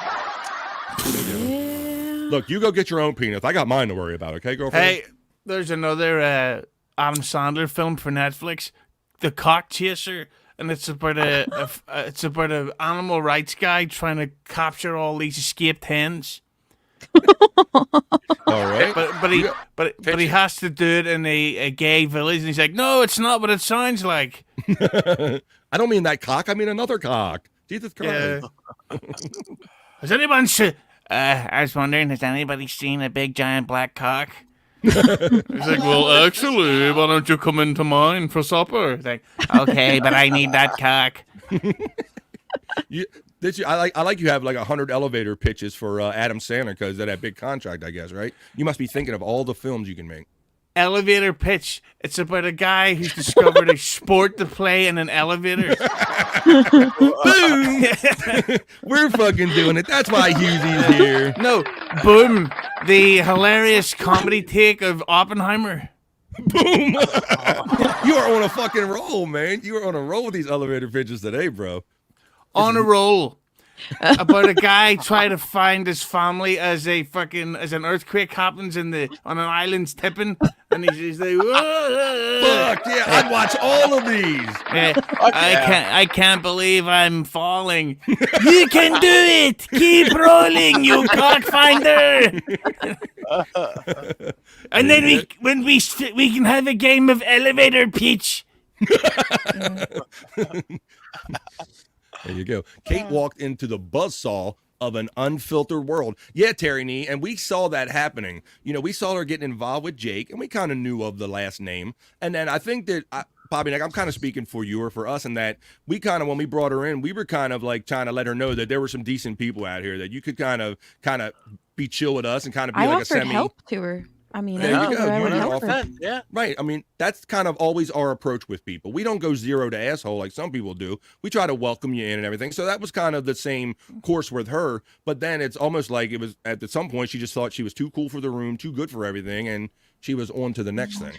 Yeah. I remember when she was first on No Filter. She was asking, should I go on Ray's podcast? Should I go on MLC? I'm like, well, you might want to steer clear of MLC if you can't take, the heat. But Yeah. Ray, I said, Ray, he's pretty tame, So she ended up getting on all that shit, and then we were nothing. Film idea. If you can't take the heat, that's the title of it. And it's about Adam Sandler, a guy who's trying to win a bet that if he sweats once in a year, he has to pay a debt of $1 million. There you go. I like these. Coming to Netflix soon. R.I.P. says Chris Mack. Gina Bobina, I see him around on Twitter, but I think it's a scheduling issue with a new job, so they put a show on hold. You're talking about the BS show, people. Schlepp says, gotcha. That was a fun hang. Yes, Hamhead. I pointed out BF's light out of love. That's okay, Hamhead. It's all in fun, man. I was just messing around because I'm so happy about being monetized. I said I'm gonna do something stupid and not wear my hat. It ain't a big thing. Didn't even know BF Live Bobby had a show. Sub. Well, come on, RC Nation. I'm in the chats pouring myself out enough in the fucking and all the Shuli show chats. I figured somebody would have picked up on it by now, but welcome to the show, RC Nation. Thank you. Gina Bobina, you look fabulous now, BF. You look marvelous, Gina. No, you look marvelous, girl. Let's see. What a racist, my God. She looks marvelous. No, it's not racist. Why is it racist, darling? BYB covered it last night. Yes, sir. Come on. BYB's always doing it. Chris Mack, the lights are on, but nobody's home. Yes. Her mind is not her own, for real. Don. Gino, why are you so pretty? But Kate is such a meanie. Hello. Uh-oh, he'll be here all week. Thank you for the $2, Don. Terry Nee, as a smart-ass Lemmy had a fabulous comeback insult. Yeah, as a smart-ass Lemmy had a fabulous comeback insult. That was awesome. Losing weight in your arms, because she knew right where to hit being a woman. Because I hear women talk about that shit. Like, does my arms do this? And when Lemmy went right for the fucking arm thing, I was like, oh, she coming for her. I love it as well. She started off. She says, "Take off your hat and glasses." So she takes it off, and Kate's immediately lost 2 fucking points of ammunition. Sorry, 2 targets. Yeah. She's like, there, I've got no hat on. She's like, yeah, really? Once again, something that she didn't think through. Like, what was her end game? What did she think that was going to do? Did she think she was going to like, keep I taking like how things she off started of her? asking her questions instead of just like, so Sure, how many baby interview. daddies do you have? Yeah, she wanted to know all these personal questions. It's like, what the fuck? Do you have 50,000 children? Yeah, I do. First of all, Oh no, his camera keeps doing that. How dare you? How dare you? Scott, dude, you're getting a Dell, dude. You're going to need to get a Dell, dude. Your computer's fucked. Yeah. Different camera. You've got HIV of the computer, brah. The computer's got the HIVs. Yeah.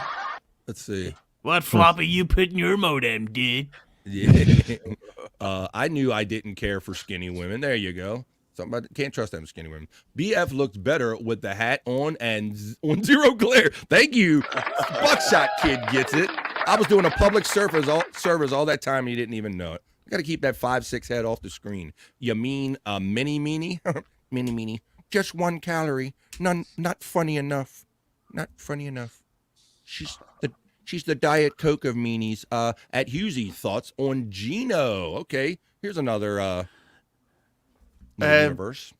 Bisconti, I'm a big Gino fan, but you have to be an idiot to let him on one of your live streams. Because did you see the thing where he went on SJ's stream and he said the anagram of ginger? I heard about it, and I heard that someone accused Shuley of putting them up to having him go on there and do that. I don't know if I believe that. Well, Shuley probably did do just to fuck with Stuttering John. But the thing is, that's what the fuck was. See, that's what Stuttering John's so desperate for any type of backup or friendship that he will forgive somebody with being like pretty edgy. And then act shocked when that person who's known for saying a certain word said that exact word. He goes, "Oh, you can't say that unless you want to be my friends." Yeah. And unless you're talking about my ex-wife's new husband. And the loyalty train just kills me because you got Joey C, who's acting like he don't want anything to do with her, and Cardiff to a large extent. I think these two, this is my personal opinion, I think these guys are fanboys of John, and they can't resist John. They might have their little skirmishes with John and stay away from him, but much like you said, as soon as John has figures out who is the one that had said the least amount of shitty things about him, they will be welcomed back into his world as soon as he figures out who that person is. Yeah, but this whole thing about Stuttering John making fun of Carl's dad having cancer. That's shit. Yeah, I think that's the thing that's finally got even John's supporters going, And Mr. Mensa doesn't get it. Oh, what's the big deal? Oh, I got cancer. I know people that got cancer. What's the big deal about? Like, he doesn't get fucking, like, just basic common sense, basic fucking HIPAA laws, and basically just mind your own business. If it's not your family or your relations, keep their fucking names and their conditions out of your mouth. I mean, Mr. Mensa doesn't get that. Yeah, and the thing is, Stuttering John's the guy who always brings his family not, like, up. And mentions him. Carl has never. I didn't know Carl had brothers and sisters until I seen that photograph. Yep. So he shouldn't. So it's just it's how Stuttering John could have any supporters left. It's ridiculous. It's crazy. It's crazy people. But I think the biggest thing. I think the biggest thing about this. Oh, fuck! I lost my train of thought again. Shit! Fucking derailed again. Are you taking him on a chick with big tits? I thought about the Stuttering John. I was trying to think. Just the whole loyalty thing. Look who's it. Look who's in. It's Jake, guys. Ban him. There we go. Block him. How is he even awake? What's up, guys? I sent him coke. Oh, You sent him cook. that makes sense. No, but Jinx. so do you believe that at some point that we'll see Joey C and/or Cardiff back doing shows with Stuttering John again? Maybe Joey C, but I really don't know how it helps him at all. And considering the way that whole thing with the way Stuttering John, did you hear what he said to Joey's wife? What's the latest thing? I mean, I've heard him say things about how she looks and what he would like to do to her sexually. Yeah, saying that, like, so you already know that that's what he thinks, and you know that Stuttering John, even now, doesn't understand how that's a problem. Like, no, how many times has he fallen out with that Vince the Lawyer guy? Even though he knows Vince the Lawyer is the guy who's sending all that shit to his house, who's trolling Stuttering John online through alt accounts. And that's the thing. How are these people getting this information about me? It's like, because you're telling Vince the Lawyer, who's then under fake accounts posting it online for others to find out. How does Stuttering John not know? Everybody else knows but him. Well, that's part of the beauty of watching Stuttering John is that he goes from one person to another, and basically everyone is trolling him individually, but he doesn't get it. So that is part of the fun. And yeah, a lot of people have known about Vince selling the things like that, but it seems like even Vince is kind of on the outs with John lately. I get a film idea. Here we go. It's called Everybody Knows But Him, and it's when a rhinoplasty surgeon gets into a feud with a proctologist. Everybody knows but him. Okay. I get it. I was really processing that one there for a second there. Yeah. That's a good pitch, man. All right. So I'm speaking of VTL, that scummy bastard. So that's a whole nother thing. John's kind of trying to figure out, or finally starting to figure out that maybe Vince is fucking with me a little bit and sending all the stuff here and things of this nature. So I talked about being a Perry fan, and we're talking about Vince the Lawyer. So I want to show you something. Here's a little new feature. I'm going to put, let me show you this in a different way. I'm going to show you this video here, and I'm calling this feature Douche of the Week. All right. And this is the Douche of the Week feature. This week, let me stop it from playing. Our Douche of the Week feature, we feature, Vince the Lawyer. All right. Oh, he's tiny. He's a lot shorter than I thought. Hold me closer, tiny lawyer. Come on. All right. So if you see the little tiny man standing in the middle in the very center of the screen, that is the tiny lawyer named Vince. Well, I want you to notice a couple things about this. This is from Perry Caravello Live. Shout out to my Perry people. He's off all month. He hit 20,000 subscribers, and one of the things they did for 20,000 is they released some of the video of the Back East tour when they went to Pottstown. This is backstage at Pottstown. Vince, the angry lawyer, this bitter lawyer, check him out back here, and notice he's going to do a really douchey move. See, he's standing there. He already knows the camera's on him, so he has awareness. So watch what he does. He's going to look at his arm, and he's going to do a douchey move where he's going to make sure his arm looks good for the camera. Check this out. They're talking. So Vince knows he's on camera. Now watch this. Look at this. He's pre-flex. Look, he's flexing.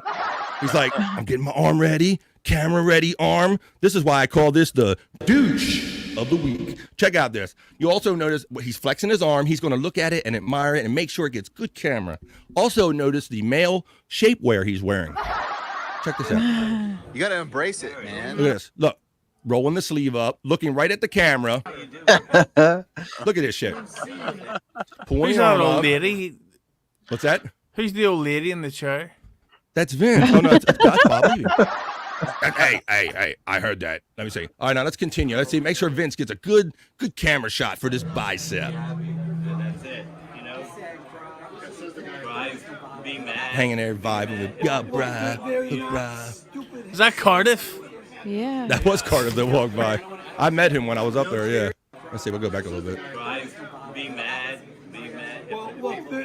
Yep, there he is. Is he really tall? Yeah, he's a husky guy, they would call him when I went to school. Do you wear slim pants? No, ma'am. I wear huskies. He's a husky. There you go. He's a husky guy. So there you go. So I just thought I'm going to go back one more time because it's so douchey. He's there on camera. He says, look, I'm going to get, do I look good? Do I look good? I'm going to make sure my arm looks buff. You gotta yeah, embrace look it, at that. man. Yeah, man. Yeah, fucking douche. They're better of being a golf course near that fucking venue. And that was our douche of the week clip, Vince the lawyer. Desperately unhappy Gilmore. Another elevator pitch. I like it, bro. I like it. Yeah, that's when he goes through the mental health decline after he's peaked at the golf. And he says, I don't want to do. I can't play golf and my dick can't get hard anymore. 4! All right. How the fuck have they not made a Happy Gilmore series just specifically so they could do Happy Gilmore 4? Because you haven't got in the elevator with him yet. That's why. Oh my god, that'll be so good. Let's get it done. all the decent peeps are right here. You know it, Schlep. Oasis or Adam Sandler, Don says. Interesting trivia fact. Liam Gallagher's favorite film of all time is You Don't Mess with the Zohan by Adam Sandler. Don't mess with the Zohan. Yeah, and that's, if you follow Liam Gallagher on Twitter, he'll post photographs of himself drinking and call it Fizzy Bublek. Fizzy Bublek? Yeah, right. that's what they call the drink in Zohan. Hey, the Fizzy Bublek. Jake Huston's calling me. Yeah, which was a very funny It never film about fails. the hilarious relationship between Jews and Palestinians. So, and everybody knows that all kept going into the real world. Derek, you did Jake says, Derek, you did a good job. You did good.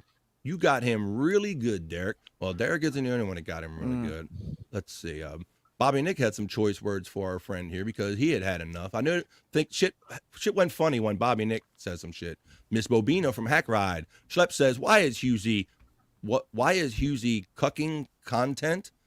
Let the muddin happen. Come on. Let the muddin happen? All right. Yes, Don, I've already got on him with his films. He likes films, okay? You know, they watch films over there. Patty is good. Hack Ride says, if you guys want a good hate watch after Bobby Fran, check out Little Mirror last night. The Rob Saul appearance was cringe as it gets. Holy shit. He was Julie on there. Oh, again? Doing the Julie thing? I was raised by a gay man. I don't follow that. What is Julie? His The and Shirley his- party. Yeah. Oh, that thing. Okay, I'm sorry. I was raised by a gay man. Send me a link. Love you, brother. Oh No. my gosh. Jake. Jake added an extra hour to my show last week because I let him in there. Hughezy. Let's see. And he said one sentence during that entire hour. Yeah, exactly. Yeah. Hey, he did. Bobby!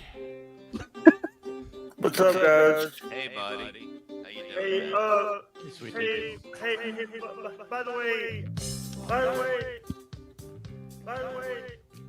Chris Mack is laughing at Hack Ride. Chris Mack said he saw that. I did not see that. I didn't even know that was going on. Keeping it 100 is lit. Conan is amazing. He's a good boy. Who is your daddy and what did he do? I mean, you're talking about the wrestler. Kudos for Rob for getting up to the plate and swinging for the fences, I suppose. Yeah, so he was doing that horrible impression, Stormy. You seem like you saw some of it.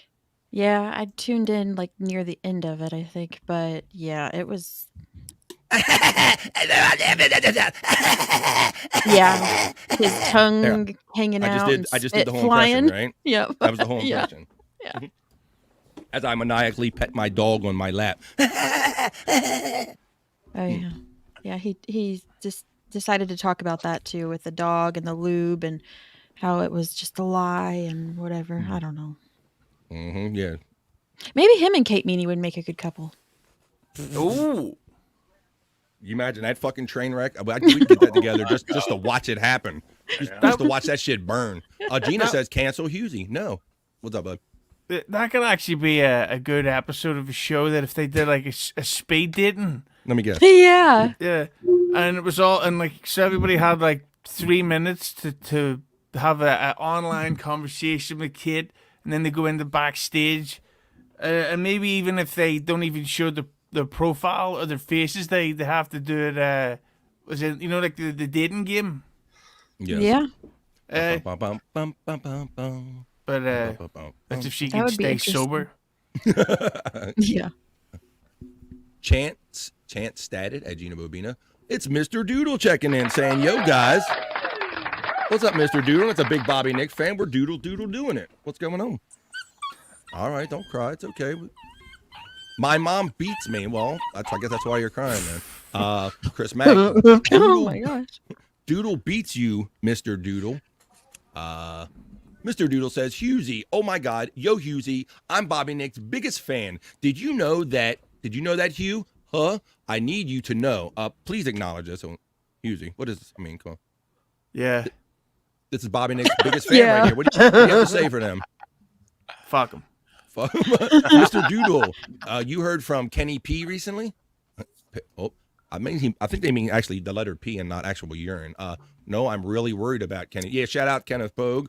I understand one of our friends from the chat family is kind of having going through a little rough patch. I was trolling KP so hard on Twitter, and then I got into Uncle Show chat, and everyone is saying R.I.P. KP. Yeah, I saw that going on today, and I was hoping that was just like a joke because maybe he's like hit the bottle or hit the drug a little too hard. What's up, Doodle from Don? Lemmy says Jury Duty is a Pauly Shore movie. Yeah, it is. Don't pitch that one, Hughezy. It's been done. Excuse me, Lemmy. Ours was Jury Duty. DOOTY. It was a different duty. There you go. See, the lawyer it's a lawyer with IBS trying to get shut down a company on the day after he went on a hot date with Jennifer Lopez, who insisted on a spicy dinner. But he still has to go to work after eating a couple of Peps. So surely, so Lemmy and her Pauly Shore fandom is blocked.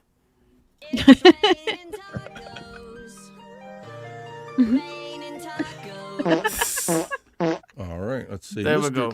Mr. Doodle, Lemmy, I like how you beat up Kate Meanie. That was entertaining. Yeah, we got lots of Lemmy love in the BF Live chat. Shout out Billy Madison. Shout out, they're going to all laugh at you. They're all going to laugh at you. Yes. I think Kate beat herself up. Ooh. Lenny did a good job, but she did it mostly herself. Yeah, and that's the whole thing. She thinks that she is on a level that she's not on that she doesn't appear like that on us. Like you said, she thought she was going to get her with the take off the glasses and take off the hat. Like she has some kind of content or was going to go somewhere with it. And then you find that she really don't have nothing to say. You can't keep telling somebody who wears glasses for prescription purposes to take them off either. They're not going to be able to see their screen. Yeah, but it was really. Did you ever see these videos online of like a school bully films himself going over to pick on a kid, and then the kid kicks the shit out of them? I love those. Yeah. They're my favorite. Yeah. They're my favorite. Yeah, that's the vibe. Those. That's the vibe of what happened with Shirley and the firearm girl. I can't remember her name. Good point. Yeah, and like let me say, I didn't beat her up. She ambushed me, and I defended myself, and that was good. And but besides, what's the problem with glasses anyway? I got some glasses on. You know, that glasses thing is so old. I mean, glasses make people look sexy and distinguished and things of this nature. You understand. Some people make them look goofy motherfucker like me. Let's see. Mr. Doodle, oh my God, it's Jake Hudson. Calm down. I let Jake in here last week for you, but we had an hour to my show because of that. Oh my God, Jake, did you know I'm Bobby Nick's biggest fan? We get it, Mr. Doodle. Not now. Hi, Jake from Sunday Jenna. Karen Garvey, the lovely Karen Garvey checking in. Lemmy, exactly. You were great. Lemmy's getting the love. Chris Mack's laughing and saying, what the fuck? That's how you're supposed to feel. John is on several psychotropic medications. Can you confirm or deny that? Psychotropic. I think drugs gave up on him, too. Their drugs are like, we can't do nothing for this motherfucker. It's always good to mix your prescriptions with alcohol, too. Doesn't it say that's what you're supposed to do? I only had 4 in a wine cooler, Stormy. Wine cooler is not alcohol. It's not beer. Even though I was literally on camera having 6 beers before I came here, I only had 4. Oh my right. God. And like they always say, and we all know this too, people that only alcoholics count and justify their beers, count them and know how many they drink in a particular hour of the day because it's on your fucking mind. Let's see. but he's not an alcoholic. Mr. Doodle, I'm Bobby Nick's #1 fan. I don't need this fighting going into my chat. Man. Just keep it 100, all right? Now everybody's fighting over me. Jesus And he Christ. drinks. Yeah, I know. Fuck Bobby Nick. Your milkshake's bringing them all to the yard, too. Look, Scott's up there. Jake, I'm clearly the biggest Bobby Nick fan to ever live. Y'all going to have to settle this I'm starting to think that that's that Dowell Storian person, because that's the only person that said that for a while, too. Is it the same person? He said it just like that. I don't know. I got that one earlier. I'm trying to catch up with some of these older chats. Let's see. Bobby Nick gets sexually objectified way too much already. Damn, Bobby Nick. I'm telling you. Well, then, if you don't want to be sexually objectified, you shouldn't dress like such a whore, Bobby. Yeah. I know. Yeah. I mean, look at this. This is a straight up hooer. Look at. I mean, what does not Look say at that hooer? slut. Yeah, fuck Oh, you. There's 97 Jenny Jameson slut whore. 97 Janet Jameson.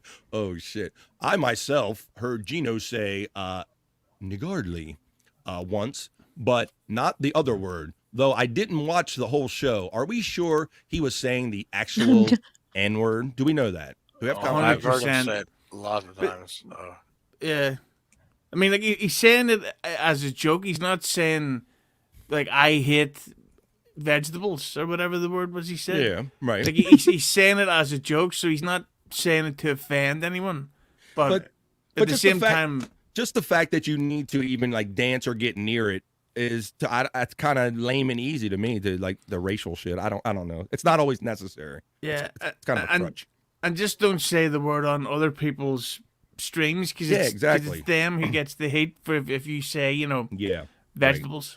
Right. Yeah, vegetables. Yeah, say vegetables on your own show. Don't go on other people's show and say vegetables. I've got an idea for a film for Netflix. I know you do. It's called, it's about the creation of Netflix. Right. And it's called The N-Word. Oh, there you go. Yeah. Netflix presents Yeah. The N-Word. A Spike Lee production. Oh, no, it's got not a production, a Spike Lee joint. It's got to be a joint. Because joint is cooler, man. Joint. Hey, sure enough. You dig? Whoa, we got Soul Brother Hughezy. Whoa, calm down, Irish Soul Brother. Hold up. You got me my David Bowie vinyls over here. Let's see. We could talk. I'm glad I could go a couple different places with you, but let's go here. In that you said vinyl, and I noticed that you put on your Twitter page that you got some sweet new vinyl, bro. And I was going to throw it up here and we'll talk a little vinyl, man. Oh, yeah. Yeah, it was a very kind donation from old Giant Tits herself, Lemmy. I mean, Hats and Glasses, Lemmy.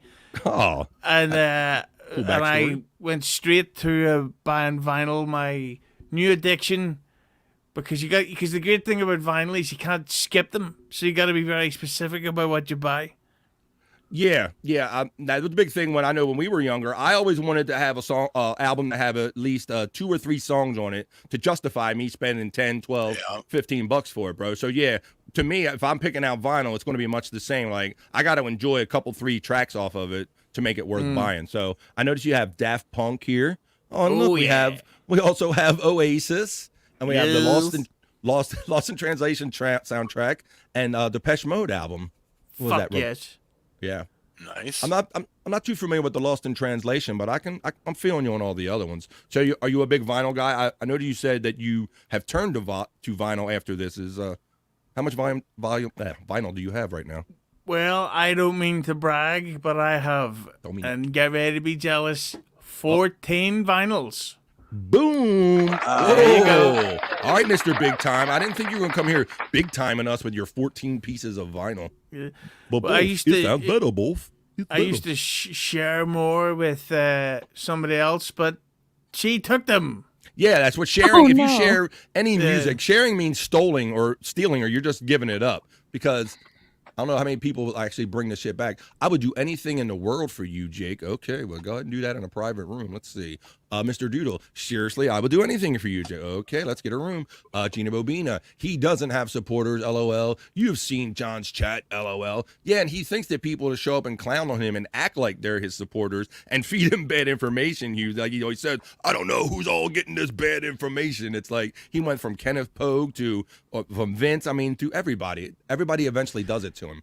Bobby Nick, I would literally eat lead paint for you, bro. I love you, bro. Jeez. Can somebody get into Stuttering John's chat and tell him that Stormy was actually Carl's first wife? Yeah, go ahead. Go ahead. She'll be doxed by before the end of the day. There, Stormy. Yeah, because he will believe that. He go, oh, you had a first wife? Oh, I believe it. I'll send her the link. You can take it in the ass. Mexican Coke has good sugar. Yes, Mexican Coke, I understand there are differences between, we talked about this with Bobby Nick. There's some differences between how they make things here in the States and how they make them even north of the border up in Canada and in other countries. I've seen the Fanta things, but Mexico, apparently they use real sugar in their shit, not corn syrup, if you will. Let's see. And that's useless stuff to grill on. That's a more you know thing, right? Mr. Doodle, with this again, my mom doesn't have fingers, so we never got to try Mexican Coke. Wait a minute. That's too bad. That's too bad. My local Stop and Shop sells 4 packs of Mexican Coke. How did we get to talking about Mexican Coke? What the fuck? What am I missing in the chat here? Because Stormy did real Coke. Oh, yeah. Oh, yeah, because we said that we got Jake some Coke and... Only ones I'll drink. There you go. Ryan Hughezy sent Clotter. Jake Coke. He don't need that. The only way Stuttering John could redeem himself from this is coming clean about being broke and an alcoholic while crying. A sympathy episode. Well, you do see he has moments of weakness during some of these. I'll take this down. During some of these, his podcast rants, if you will. Like, why is everybody picking on me and nobody got nothing else to talk about? Do you think he's being worn down at all by any of this, Hughezy? I do think that he kind of feels the pressure, but at the same time, see, that's why I never piled on the Chad Zoom arcade stuff, because it just seemed like everybody was going really hard to fuck up his life. But with Stuttering John, he has pissed so many people off. Like the first day he met Bobby Nick on the stream, they get into a big argument. Literally within seconds of meeting Lemmy, he asked her if she took it in the birthday hole. Yeah. You know, and it's just that he's a dickhead of a person. And I don't know if you've seen the footage, but his own kids made fun of him in speeches at their mum's wedding, where they don't like him. Yeah, that is the biggest thing. That is the biggest reason I think he constantly brings up the children. It's not so much that maybe Carl or people have said it one time, but to him, this is a perpetual thing in his head. And I believe it's because he's living every day knowing that his replacement, the kid's new stepfather, is doing a much better job than him. He sees it, he feels it, so he feels this, I'm going to go out and do what I do, and I'm going to act like I'm the biggest defender of my kids. He's trying to jump into that role that he knows that the new daddy is filling, and I think that's why he's constantly on this rant about his kids and how well he takes care of his kids. Yeah, and he hasn't taken care of his kids. No. Like, could you, is it, Scott, are you really Stormy's dad, or is that a joke? No, that's the real deal. That's real. Really chemically and technically, yes. Okay. Well, I'm sorry, Stormy, but if just say Scott was going on these streams and he was getting completely hammered and getting into stupid physical arguments with people, you would say to him, Well, he does that sometimes. Just the other night. But on the level that fucking Stuttering John does, you would have to say, his daughter would have to call him up and go, Dad, I'm going to have to get you to stop being on the stream. Well, because she had laryngitis, It was very telling if you read, and you didn't even have to read between the lines too much, listening to those speeches to talk about how they felt secure and how much they loved and revered this man. So, yeah, if John being the first one seeing this, no wonder he had such a violent reaction to anyone in the public seeing that these kids are talking much better about their new life with their new daddy than John. I think a lot of that has more to do with keeping this off the internet. Yeah, and then there's other stuff that I'll not say on the stream, that you hear these rumors of shit he's been accused of in the past by people, where it's he just sounds like a horrible person to be around, and this fucking so I'm glad he's one of these people whose life's turned out shit, but he deserves it that way. Yeah, and there's been there's been no progression because you're an early Stern fan, much like myself. And what Howard would do all the time, he would bring him in constantly, and sometimes he would do it out of love. Many times he did it out of content and just berate him and go, "Look, John, you did this wrong, you did that wrong, you said this wrong. Like this is how you should live. These are the things you should do." But none of it has ever stuck, bro. Like, don't you believe that if we had the benefit of being around a Howard Stern or someone in a media position like that for years, that at some point some of this stuff is going to stick with you, you know? Yeah, and really, I hate when he goes on his show and he goes to people, "What have you ever done? I was on Howard Stern. I was on the Tonight Show." And it's like, yeah, that's right, you were, and that's pretty impressive, which makes his current status even worse. Shit. Yeah, Like, it's shit. How do you go from the biggest radio show ever to the Tonight Show when it had its most A-list period ever to now you co-host Jake Hudson's live stream? And he doesn't seem to understand the nuance between being laughed with or laughed at. You know, we are laughing at him. We never laughed with him at many things he did. He might have accidentally stumbled on a bit when he figured out Gary did something weird and he went and told Howard about it. But all his bits were like happenstance. I don't know that he ever went out and formulated a bit. You know, I saw somebody say that, well, he did take the Gary puppet from when he did the appearance at the auto dealership. Well, that was Jackie's idea, from what I understand. So that wasn't even his great idea. So he just never really he was never really that guy, and he's oblivious, and he's just as oblivious to this day. Yeah, he's got a mixture with his ego mixed with the luck, mixed with obnoxiousness, where he doesn't understand that times have changed. And and I know Carl says it a lot, like the glory days thing, but like at some point you got to move on and you got to act your age and realize, yeah, I'm not going, like his new thing. Stuttering John is claiming that he's in talks to get his own show made. It's like, I really don't think you're going to. If Eddie Murphy couldn't get that Beverly Hills Cop TV show made, Stuttering John's not going to get his show made. That's just my wild prediction. Yeah. Sure, there's a gap between what he wants to do and what he's actually going to do, but let's see what we got here. Let's check out some of the chats. And let's see. SJ made $42 per stream, minus 30%. All hate watchers shitting on him. Yeah, and they're taking to this thing about how people are going to show up and maybe not super chat him no more. I mean, to each their own. What do you think about that, Hughes? Yeah, I think so. Summer's Eve. So brought to you by Summer's Eve. Sorry about that. I mean, distract you. Go ahead. What do you think? About them not super chatting them? Yes. Yeah, I wouldn't super chat him. I've literally sent the other day I sent a vulgar super chat to Lemmy, and I think I've sent less than 10 super chats in my life. Fuck him. Nobody gets nothing. That counts. That's called a text message when you do it on the phone. You send money and you do it on the phone.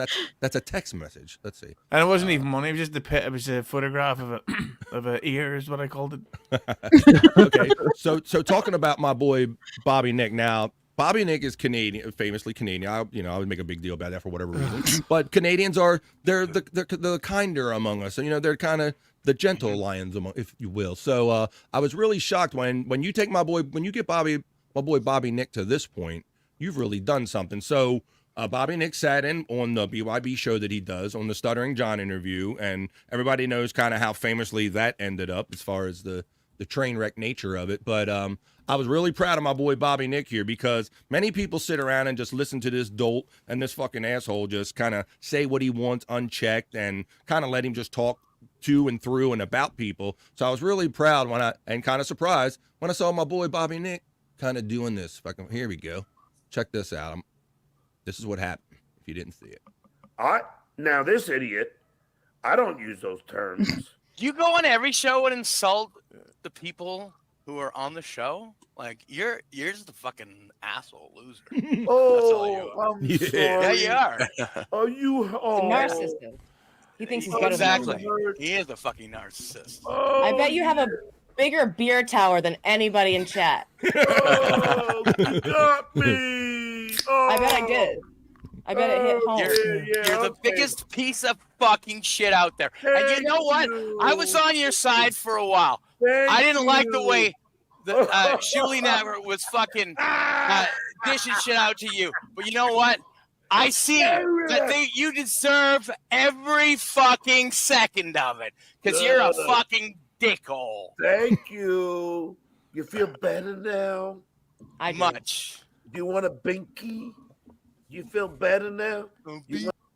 Right. Boom, there you go. That's my boy Bobby Nick. You fucking get him, bro. So that's how quick-witted and Stuttering John is by fake laughing. Like he and you can't, need a binky. Yeah, like what'd you think of that roast, Bobby Nick? Have you recovered yet? Oh yeah, I'm still I'm still all fucked up. Sick from that. burn, bro. No, Sick like burn. the guy comes into the show, he fucking starts insulting everybody, starts being He's been doing it for a while too. Yeah, but it starts being sexual with little Lemmy, and then once she denies his advances, then boom, she's a piece of shit and she's ugly and fucking all blah blah blah blah. So it was like enough. Right. I couldn't fucking take it anymore, and I had to go off on him. That's how much of an asshole he is. You make a Canadian snap. That's fucking Stuttering John. Go ahead, Hughezy. Yeah, but one of the things about that stream that really bothered me was up until Lemmy started giving him shit and Bobby Nick started giving him shit. That episode was a fucking car crash. It was an ass kiss episode because I think at the time they were trying to keep everything in check, right? Let's all be nice for John and don't let Shuley chase him away. Don't say anything bad about him, right? It was they were kind of coaxing him. Yeah, but like I thought it was because like I like Stevie Lou, and my most recent podcast I put out was with Stevie, and he'll likely be on another one coming up. But I didn't think he came across well in that episode because Stuttering John was insulting everybody. But if anybody replied back, he would go, "Oh, come on, guys, you don't have to say that." It's like, well, what are you getting out of this? Stuttering John's a cunt, and he will always be a cunt until he dies in 2026. 2026, yeah. You can't expect to do a show where you're going to be edgy and get topics out of a guy and then kind of be a fanboy and be protective of him. Those things don't work together. So I agree. It wasn't really working right with Stevie being protective. So Bobby Nick, if you can, bro, I understand that these are these things that I kind of heard through the proverbial grapevine, if you will, is that Stevie was trying to condition the show and keep you all in check, for lack of a better word. And then at some point, it seems like he lost the handle on it, and you guys just said fuck it and did what you want. Is that kind of how it went? Like, tell us how you guys approached this interview and how you ended up going off like that. Yeah, well, Stevie ended up taking a phone call, and I was just like, well, Stevie's not here no more, so fuck it. I'm gonna do it. I'm just gonna do it because I can't stand this fucking guy anymore. Because, like you said, you got tired of hearing him take shots at Lemmy and your friends and all. So you guys are sitting there obviously boiling with rage and want to say this. I was just kind of wondering how it came out, you know. Yeah, well, that's kind of how it happened, and I mean, Stevie wanted it to go all great and fine and dandy and everything, but sorry, you know, like I can take it for myself, but when he's degrading a woman and shit like that, you know, like or Lemmy. Yeah. Oh, wait a minute. What? Well, see, that's the part where I think Stevie is a fanboy. You know, I think he was kind of looking out for himself and looking maybe for the next opportunity to do something with John, and it's hard to kind of manage those two things. The time to fanboy out for Stuttering John was maybe a decade ago. Easily. Well, and that's the funny thing too, Hughes, is that his lack of just common sense is that, you know, yourself, like, people don't even know like who MC Hammer is anymore these days. Like, young kids have no fucking clue about whatever credits he has on Stern. Like, there's young kids now that don't even give a shit about who Tupac was, but John, he thinks he's relevant from 30 years ago, and I don't know how he gets that. Yeah, like there's modern day hard Stern fans that only know him from the satellite era, don't know anything about Artie Lang or Jackie Martling. So I thought that it was a bad look for the show because it's usually where everybody's coming at you. But in that show, it was, and then even if nobody was getting angry, Stuttering John doesn't answer questions. He just wants to do his usual. It's like, so Stuttering John, what's your favorite color? Before I get to that, do you listen to WATP? Why are they always trolling me? Right. It's like, oh, fucking hell. Like, it's because you're boring, because you're a target, because you're an unlikable cunt, and you will not take the final leap, if you know what I mean. And and he said, and I'm the GOAT. I'm the GOAT. Yeah, well, once again, he doesn't realize the difference between laughed with or laughed at. And he thinks that, he's like, yeah, this whole universe revolves around me. Yeah, fool, because we're laughing at you. We're not laughing at the wonderful jokes you wrote down with a pen like Ray does or anything like that. You know, scary jokes. Yeah, and that's why when you see people like Ray and Stevie Louis sort of buddying up to Stuttering John, you just think, what a mistake. Like, how can you think this is working out at all in any possible way? Don says Vince is tinier than John. Hold me closer, tiny lawyer. Mr. Doodle, Susanner must be trans because working 4 jobs is a manly thing to doodle do, Mr. Doodle says. Let's see. Don says, guy, not the guy. Douche. Douche golfwear. Wait a minute. Maybe we're talking about that Vince clip. I thought that was, yeah, little douche golfwear. Scott, you are having technical difficulties, bro. You are, like, he's doing Morse code now with the fucking camera. I think he ruined his camera. Barbara. Hey, Barbara. Hey, Barbara. And the other thing that he's oblivious about, the silent mic and all the nicknames that Kevin, like, kind of fed him. After a while, he'll just start, if he says them enough, he starts owning shit that other people say. Yeah, but that's because Stuttering John cannot be original. He would be the guy that would turn up after seeing Austin Powers and go into the office and go, groovy, baby. Yeah, and if it gets a laugh, it's because he thinks he's funny, not because Austin Powers is funny. Right. And that's how topical I am, that my go-to reference was Austin Powers. Boom, there you go. We got all the 2000 references. We got them all. Unless he flexes his quad, too. Boo says balls deep. Daniel Poon says VTL and his show muscles. Yeah, wasn't that the douche of the week clip? I mean, who does that? Who has enough awareness? I mean, you're backstage. They're on the phone, probably innocently filming, and you're going to be so aware you're going to stand there and go, yeah, yeah. I'm about to be center frame. Let me make sure I look right. I mean, you fucking douche. And what do you think about? He does this afternoon show where mostly he bashes on Phil Elmore. He was for the last couple of weeks. I'm against nerd on nerd crime. I say no to nerd on nerd crime. I don't like it. Yeah, with Vince, I don't understand, like, because he actually is a lawyer in real life. Yet it seems like all he does is sort of trash and harass people online. Like, is that not kind of, again, like, but the other thing I don't get is how does Stuttering John not see that he's been fucked around by Vince? Well, we kind of spoke about that, but because he believes what he wants to believe at any given moment. If you're being nice to him and showering him with praise at that moment, you're his dude. And if you're talking bad about Shuley or someone he hates, you're the dude. But like you said, but the minute that kind of gets turned on him, then you're shit. It's about the moment with him and what's happening in that moment with that person, I think. And all the free beer that he's sending them too. Yeah. That's cool. VTL hopped up on Pedialyte and baby Tylenol. Whoa, slow your roll there, VTL up in Pottstown. He was crazy, man. Cardiff is a bear. Do you mean that in a gay way? Wait a minute. He was really tall, but I thought it might be because I seen him walk past Vince. Hello, Good point. Stormy needed her perspective cleared up because of, that is Vince the lawyer. He is tall, right? Yeah. Let's see. VTL lives inside an orange peel. Lemmy said she loves Cardiff. Yeah, Cardiff's a great dude. I met him in person up there, and he was nice enough to be on BF Live. Great dude. What she said, Cardiff is the shit. Potato. As a fellow tall, I want to meet Cardiff and see who is taller, says Daniel Poon. Julie, doing the Julie. Ha ha ha, and they all laugh at themselves. I went to culinary school with Cardiff. Oh, what's cooking? Stormy pops up my on my FB suggestions. Whoa. I thought that was going to go a lot worse for you there, Stormy. I thought he says he on our FB suggestions because he wants the F in the B. Oh, there you go. Hi-yo.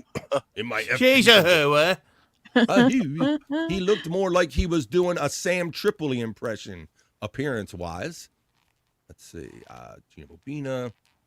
Hey, it's Taz, Mr. BF, Fitz, Stormy. How is everyone? Hello, Taz. Hello. How you doing? Good to see you again. Happy Monday. Rob is the most unfunniest person in the Dabbleverse. He should quit. I think you got to be doing something in order to quit it. What are your thoughts on all this? I'm sure you've seen some of the Rob going out and he's trashing Shuley because he's kind of bitter that he's kind of like the odd wheel left out when Levyland came over. Well, see, I haven't seen any of the Julie stuff, but I do follow Good for him I do follow him on Twitter, but I have to say, I find his rants on Twitter pretty funny because he gets pretty harsh, and I love that sort of shit. Mm-hmm. Yeah, they are harsh, but it is the makings of someone that's melting down. So yeah, there is a comical, humorous aspect for me reading them. I'm like, wow, this guy's like just where his mind must be to come up with some of these things he says.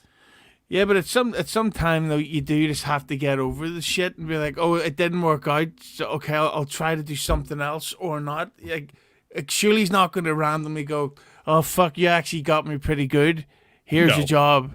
Yeah, right. Then that's what, right. He really thinks that's going to happen because it's so weird because from what I know, there were things transitioning, and I believe that Bob was going to try to put Levyland back together with Rob, like maybe about 1 week after this incident happened. And as soon as he went scorched earth on Bob, that was it. I mean, he fucked himself, bro. It's amazing, the self-destructiveness of it. Well, I can give you some trivia that Bob Levy is bringing Levyland back in February. Well, no, when Rob started going off and started calling out Bob for his drug use and being a piece of shit or whatever, being mad because he got left out of coming over to Shuley Network, Bob stated that, the dummy, he was like, and if he would have only known, if he would have only knew, I was going to bring Levyland back, and I was probably going to bring him back. Like he said it in conversation with Shuley after all this shit came back. So I think Bob had a notion to bring him back. Well, Rob's not going to like to hear that Bob Levy's new co-host for the show in February is me. Fuck yeah! So, I hope that's right, and I hope that's real and not half a joke because Bob has been alluding to the fact that he's been talking to people. Yeah, no. So the plan at the minute is Tuesday, Wednesday, and Thursdays for an hour after the Shuley show. Mm-hmm. So there should be a bit of merriment and joy. Well, that's cool. You either heard an exclusive or some serious bullshit right here on BF Live. We'll find out when it airs. But yeah, I'm sure Rob will be very happy for you, and he'll be tweeting very pleasant things to you about how talented you are and how Irish people are his favorite people and all that. You're going to get all that love from him, I'm sure. Donations, presents, ring lights, Mm-hmm. Anal ring lights, let's see. There's the love. What's up, Bengals Rock? Stormy, Bengals Rock checking in. Hello. It was hard to watch Doug put up with Julie sketch. Yes, Jerry, I have tuned in on an occasion, and I feel empathy for Doug. And even Bob Levy said, like, the next day after one show, he goes, you can say no, Doug, right? You can say no. You don't have to sit there. I mean, Doug had to sit there and put up through all that torture of Rob doing his rants that Doug don't really give a shit about any of this. Matter of fact, I was watching a couple weeks ago when Rob left Doug on the air by himself, solo, and Doug's like, hey, I don't know why I'm here, but I really don't care about any of this shit, Rob. And all that, he was talking like that, and then Rob comes back, and it's, you could tell that Doug gives no fucks about it. He just likes coming on and kind of having fun, so... I think maybe he's having a tough time or something. Yeah, maybe. A little tough. Lemmy's laughing, so that's a good thing, no matter what you're laughing at. Get your shit straight, Lemmy, says Don. Hack Ride, Stut Joe is the Klonopin King. I'm the king of Klonopin. There's you. Bengals Rock, how's everyone today? We're doing good, man. We're doing it, Bengals Rock. We got Hughezy here talking about all this crazy Dabbleverse shit. Just starting out on Monday, the way we like to do our Mondays. We're doing it. We're doing it. Send Jank the link. No, I will not. I did it for you last week, Mr. Doodle, and you saw what happened. And I had an hour to my show, and I nearly pissed my pants before the end of it. There's a Kate Meanie 3 parody Twitter page fresh this month. Well, that should be interesting. It's brutal because everybody thinks it's really her because they'll send Kate Meanie-ish tweets. Then you click on the bio and it's not rough. I mean, it's not very friendly. Good shit, man. Well, and see, that's what happens. I mean, if you come out and you act like an ass, you're going to get treated like an ass, much like John. And now Kate's getting it because, we tried to show Kate the love when she first came around. But if you're a shitty human being, you act like an ass, well, you might just get treated like that. Bob says psychotropic. That's his puddle chicken that makes you psychotropic. Psychotropic. Pauper 80 checking in. What's up, Pauper 80? Good morning, guys. Morning/afternoon. Wherever you're Hi at. guys, how you doing? Very good. I am not Dabble Storian. Uh-oh, Mr. Doodle. Don't want to hear that stuff. Sounds like you are. I doth protested too much or a lot or something like that. Thank you, Stormy. I see your private message. Let me see. What do we got up here? Lost my place on my chat. Here we go. I'm back. LOL. That's a good thing. Dabble do. Bobby is asking for it. I don't know which one, Bobby, but one of us are asking for it. Let's see. Hey, Scott. Good to see you. Kate Meanie is healthier. Oh, it's Heather Graham from Bowfinger. Fucking her way up. There you go. Gino most definitely said it multiple times on his show Saturday afternoon. Hey, both. Vinyl sounds better, both. So that's a good question, Hughezy. Do you think that vinyl sounds better, both? Do you like vinyl better? Talking about vinyl. Yes, because music wasn't designed to be played through a phone. Mm-hmm. And that's why, if you listen to I know Bobby Nick's AC/DC fan. If you listen to a whole lot of Rosie, life. yeah, he's a lot of hole Rosie. A lot of holes in Rosie. Yeah, she's a real whore. But if you listen to a whole lot of Rosie on vinyl, you actually start to levitate. Ooh, it's just this not not Bobby Nick though. That ain't happening. Oh, yeah. That ain't happening. No. Even me. He don't have that sound system. Even you. Oh, that must be good. Yeah. But there is something too, because like the lows and the hisses and the pops, there is some kind of quality to that. But I used to love those rants when Howard would give Gary shit about, I'm going to my attic and I'm listening to my vinyl, both. It sounds better, both. Yeah, I mean, vinyl has a really the fuck out of warm Howard. sound to it. Howard hated that anybody had anything good or any kind of enjoyment in their lives other than the Howard Stern Show. And he used to say it all the time. He was like, if you're not working and thinking about the Howard Stern Show 24/7, I got nothing to do with you. Yeah, why would you want to listen to vinyl when you could instead be dealing with mental health problems your whole life? Exactly, yes. Yeah, and have OCD and seeing a psychiatrist and therapist multiple times a week. Why not? Joint. Okay, Joint, says Chris Mack. Pauper 80, thank you for the super sticker. That is super of you to buy me a super sticker for 99 cents. Thank you. I'm going to stick it on my fridge. Pauper 80 getting the love from Scott. Buckshot Kid says, what's wrong with my last comment that you didn't put it up? Did I not notice it? Let me go back, Buckshot. Sometimes I get lost in the show, if you will. Let's see. Let me look for Buckshot, you understand. Looky here, motherfucker. I am looking, and I do not see your previous message. At this point, you could type it again or tell me what it said. Let's see. What the fuck? Too far back. What about it? Put it again. Put it again for free, and I'll read it either way. Nothing wrong with your message other than I'm distracted and I missed the motherfucker. Let's see. Pieces of vinyl. Yeah. I got how many pieces of vinyl? Yeah, Susie. How many pieces of vinyl do you have?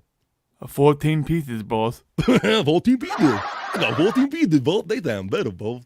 I guarantee you. Bobby Nick, can I send you a ring light? Uh-oh. No, I'm good. Turn on your ring light. Come on. Well, actually, it depends. It depends what you expect of me.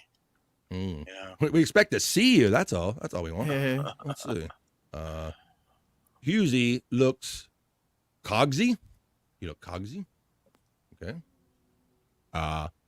Hands yellow, heart red. Men holding hands. I like to throw that in there. Men holding hands. Men holding hands. OMG, says Don. The bots are running. Jerry Lane Haynes says that was a good rule. 2 to 3 songs for up to $10. Yes, it was. That was my rule, man. I ain't gonna go like, just for I touch myself. Like, it's got to be 2 songs on that Divinals album if I'm gonna buy that. Is that a lot? All depends. I don't even deep. think that the Vinyls could name a second the Vinyls song. That's a great point. I pulled the one out of my ass, Hughes, and I'm like, if you fucking put a gun in my head right now, I couldn't pick up a follow-up fucking song. But that's even better. I don't even think the fucking group could come up with one, so I feel better now. I think you're right about that. They were like, did we have other songs, guys? I don't know. I don't know. Let's see. Balls Deep, thank you for the $2 super chat. Little Lemmy is a good person. There you go. Thank you. All right. Mr. Nee is getting the laughs from Tess. Thank you, Don. Don's checking in. Worst vinyl I've ever seen. Whoop, that's an incomplete thought. What is the worst vinyl you ever seen? Kay's laughing. Cane sugar superiority. Yes, I like. I'm a good old sugar guy over high fructose syrup. I don't know. That high fructose syrup's fucking up the world, I think. Something going wrong. World's been crazy since that shit's came out. I don't know. Let's see. Do you have that? What do you got over there? Do you do the natural sodas in Europe or in the UK? I don't drink that shit. Oh, that's right. You drink Guinness mostly, right? Yeah. Sugary stuff's bad for you. Sugar bad. All right. Yeah. Everything in Canada is made with maple syrup, Terry Nee says. I don't know. We won't confirm. Even the brains of the politicians, am I right, guys? Probably that, yeah. I'll agree. There we Cunts. go. Cunt. Poverty is such a terrible thing. John's poverty has caused his daughter to cut her boobs off. It forced Susanna to work 4 jobs. Holy shit. Poverty is such a terrible... Well, you got a lot... We're gonna have sweater meat for dinner tonight, kids. We're having sweater meat sandwiches for the next year. Do you need one for a doorstop? I don't want sweater meat sandwiches again, Daddy. Eat it and you like it. That's what you get. That surgery was expensive. I tried this British Fenwick cola recently that had best sugar IIRC. It was decent. We got soda game being talked about here, but Hughezy's not a soda guy. What's up, Mr. Nee from Tass? Poverty-ridden John and me's are playing at my local Battle of the Gays. Hello. The me's. Odd. I feel like this is pre-recorded. No, it's not. It's not. Trust me, it's not pre-recorded. Please. Nope. Hi, Bengals Rock. Your view is important to us. Please stay on the line and continue watching the show, whether you feel it's pre-recorded or not, but let's assure you that it's not. And now, back to the not pre-recorded show. Here we go. All right, here we go. Dr. Roxo checking in. Did someone say, oh, look at this, Scott? And Scott's gone. I can't point it. He let me look at this guy. His camera messed up. Did someone say, cocaine? Hello. Hughezy, this is a thing, bro. Like, I've mentioned cocaine maybe 3 times on this show, and yet every time I bring up cocaine, I don't even know who Dr. Roxo is, but they show up in my chat. They're loving it. Cocaine's always spoken about when Stormy's around. Based on what I hear. Yeah. Oh, you goddamn whore. The New World Order wants to take over and develop Canada. And that's not a spelling thing. That's New World Order. Just checking in. Take care, guys. See you at 8. Nee. See you, Tess, out there. I know you're out there out west. I won't dox you unless you give me your name and address, and then I will. Not pre-recorded. There you go. Let Stormy reassure you. This is not pre-recorded. Lest anyone think it's totally farcical and pre-recorded. It is not. Scott Fitzpatrick and No Filter and Stormy and Bobby Nick. Good to see you. Bengals Rock says, well, I said hi to you 3 times and no one said hi, so I figured it's pre-recorded. Yeah, Wait a minute. He's Maybe I'm behind just a in the little chat. That's why. I'm just a little behind. If I had Jake here, Jake would be reading like a mile ahead, and I wouldn't know what the hell's going on. You had to remind her. Schlepp says, anyone tell me where I can find SJ's son shitting on him? I don't know who has that out actively, Hughezy. I can't remember the B Dabbler El Horrible's channel has it on his Rumble page. Is the whole wedding video where you get to see Stuttering John's wife and her husband and the kids who aren't children anymore. They're grown men.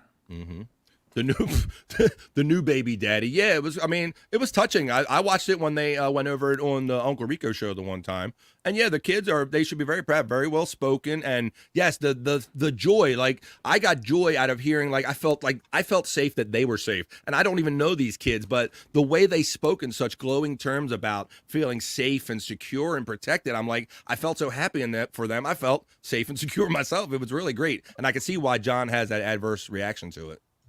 Yeah, and plus Stuttering John's ex-wife has aged very well, so he's likely really pissed off that he messed that one up. Mm-hmm. Yeah, I saw the pictures of her in her dress and her husband from behind. I mean, let's see. I see you, Bengals Rock. There you go. Stormy's got you. Sounds like a real oasis. Thank you for the $2 super chat, Don. You know, Don, maybe you're just going to be the one that saves me. You might be the one. I don't know. Let's see. Heck Ride, you have to read the divorce custody proclamation by Susanna. It talks about how John left a 9-year-old alone and how he only wanted the kids when he lost the job so he could not have to pay more. I'm not in arrears. It's just that I haven't paid her what I owe her. It's not arrears. How you like that, Hughes? That whole... But he was trying his best lawyer speak on that bullshit. Yeah, it's... The thing is, what I love about Stuttering John is he's consistently proven wrong on every single topic, issue ever. Yet he always thinks that he's educating us. It's like, no, it doesn't faze you're him. always wrong. Yeah. Well, I like the indirect education that's going on here, which he'll eventually take credit for, in that we have multiple people showing up in the Shuli Cho chat saying, man, when I saw him drink, I decided to slow my roll. I decided to stop drinking. I decided to have a better relationship with my mother. So because of this, there are positives that's coming out of it in a weird way. But John, at some point, when he picks up on it, is going to take credit for it. Yeah, I know. I help everybody. That's the kind of guy I am. You know. Yeah, there's a part of him. There's a part of Stuttering John that's inside everybody. Where, like next year, or sorry, later in December, I'm going to be 40. So you see these fucking people like him who never grew up, and there's part of me that's still like, let's go out drinking and let's go do this. Sure. And as much as I love it, at some point it just looks bad after a while. Yeah. Although I'm probably not going to stop anytime soon. But it doesn't seem like you have a wife or a family or responsibilities like John had that he was running away from to do this. So if that's your game, then you go be you, bro, because it's not hurting or affecting anybody else. But obviously he was oblivious about the actions, how his actions were affecting his family. Yeah, I genuinely don't think he could do. I think that if just say he went up to his mum and punched her in the face, he'd be like, I hope I didn't hurt my hand. And that douchey shit, that was so tough to bear when he went back home. And I knew that when he said, I'm quitting podcasting, I'm like, he ain't fucking quitting. He's going back. This is an extended vacation so mommy can feed him and pamper him. And that's exactly what the fuck happened. And he didn't even take a vacation from podcasting. He ends up podcasting from his mom's house and essentially doxing all of her life activities and where she lives and things like that. So, but I guess it's worth it to him on some level. Yeah, and he ruined her Christmas, and he like they had the family over, and he's podcasting while the family are there, and he goes, "Can everybody be quiet? I'm trying to read some super chats." Yeah, right. You have a house full of family. Like, go in another fucking room, and then here she's like 80-some years old. The phones were ringing off the hook, and he's, Mom, how many fucking phones you got in this house, Mom? You know, like running her around, hanging up phones and whatnot. I mean, just oblivious on all levels. Yeah, look at me. I just got a $20 super chat. Doesn't that make up for 15 years of failure? Yeah, and you look, he seems like we've probably had people like John in our life before, and he's that guy that at some point they probably just shook their hands and said, I'm done. And they just, yeah, John, okay, sure, John, whatever you say, just to get him to shut up and go the fuck away. But when you do that too much, you end up with the final product that you have right now when you have nobody telling him, shut the fuck up, or don't say this, or this ain't that. They just kind of just let him be all of his life. Yeah, and hopefully, the thing is, I think the sad thing is, just say the worst happened. No one would give a shit if he was not around anymore, shall we say? Because he's just so unlikable that if you heard, oh, he tripped over a fucking turtle and hit his head off a dildo and died, people would go, good. Well, it's the whole fascination thing with him. It's about, we all see kind of have what we think is normal, and just to see how he doesn't get the back and forth of life and what is normal and what is not, and how he never gets it. He's still oblivious to this day, is I guess what makes him who he is. Yeah, and I'm just excited to see the next downfall, because something even more. I think he's actually going to end up getting arrested for something soon. And that's funny. I when all that moving from California back and forth and everything, I mean, some people put that out there that, and the reason he was at the Salvation Army, like nobody goes on the Salvation Army on purpose. The only people that go to Salvation Army is, somebody's wives that are looking for a hand-me-down whatever or something, if you ask me. Yeah, like the other day he was live streaming wearing a brown shirt. Who the fuck would buy a brown shirt? Yeah, on purpose. Who wears a shit brown shirt on purpose? So I'm curious if he's already maybe been arrested or something, and we just don't know about it, and maybe some of these things don't come out. But I'm going to jail. Maybe at some point he might end up in jail, but or might have already been, and we just don't know it. I think that's part of the Salvation Army thing. Pulper80, thank you for the $50 super chat. Congrats on getting monetized, BF. You are a solid dude, and I would never refer to you as a guy. All right. How about, I thought you were going to say a hole or something, but I'll take it. Thank you, Pulper80. Thanks for being like a supporter of mine in the early days, long before I was monetized. Thank you. Fentamins, not Fenwick. Smack my head. Okay. I didn't know what you said wrong the first time. Pulper from KB. He is truly the worst father on the planet, according to those documents, which ultimately led him not to get any custody. Yeah. I'm the breadwinner, Your Honor. And then, the whole thing with falling in arrears and all that stuff and him not getting that, it's just one like stupid justification after another. I mean, he obviously fell behind. Yeah, I got a film idea. All right. It's called Battling for Custody. And it's about a divorce lawyer who's also gets into a cake making dessert contest as a way to bond with his children. And one who had a sex change. I like it. I like it. Yeah. Hey, your fake dick just fell in the pie. Oh no! I'm stirring the cake mix with it, Dad. Shout out Pulper80. Yes, thank you, Pulper80. Thank you to all these great people in here. Now, I got to thank you all. I just baked the gingerbread man. Actually, Dad, we refer to them as gingerbread them. Like, gingerbread person, Dad. Yeah. Oh, and I saw a clip of him overnight where he wants to go at Fatty Patty, which is another nickname that he got from, I think, Kevin. But he said, "You're such a oh, I want to call you something so bad." Oh, he wants to say it, He has this ignorance in him, and if he didn't have a child holding him back, he would just be all out with it. I think it's more that he keeps forgetting that he's going live. Like, I'm pretty sure if he was pre-taped, he would be effing and inning and looking at calling Stormy a C. Yeah. People do that anyways live. Oh, yeah, it happens every other day with Stormy. Yeah, she's used to that now. Yeah, it just rolls off her back anymore. Let's see. Hey, Stormy, giving Pulper the love back. Thank you, Pulper. Again, I really appreciate it. $50. Holy shit, Pulper. You guys are awesome. Even just being here and just hanging out. There's been 33, 40, upwards of 40 people in here the whole time. And Hughezy's doing what I'm doing. I want to grab my pen, damn it. Grab my pen. I see you sneaking hits, goddammit. I save it for after the show. Damn. Oh, someone's doing well. Well, go ahead. Come on, Hack Ride. That would be Pulper80. Big nuts on Pulper. You know it. Thanks for them big nuts. Bowls. Oh, that's a clip. I can't wait to clip that. Damn it, Stormy. I knew you laughed. I didn't even get it out of my mouth. Oh, I got another one. Wait a minute. I got to shut up now because Stormy's going to be clipping everything I just said right there. I can't. Funny. Balls in the mouth and I can't get it out of my mouth. Great. I didn't even finish the sentence and I know Stormy's already like time stamping shit. Yep. Let's see. Wait a minute. I came up with the Jackie Puppet idea for Fred, says Jerry Lahane. You believe in that, Hughezy? What do you think? I'm going to say no. I'm going to say yes. Jerry Lahane, I'm so glad he got monetized. The Amazon gift cards were getting cumbersome. Yeah, I was getting like WIC cards and I was getting food stamps. I was getting all kind of payments. Getting fake super chats from Chris from Cut of the Jib. I want that $4.99.99, motherfucker. Lemmy is special. so special. Jerry says, I hear you. And Bengals Rock says, well, I'm having an amazing day today. I got to see Stormy smile. There you go. That's what it's all about. We're doing How many it. beers did you bring her? We're doing it. Doing it. I'm half Canadian, so I'm only half nice. Well, there you go. So you got a little of that edge in you. There you go.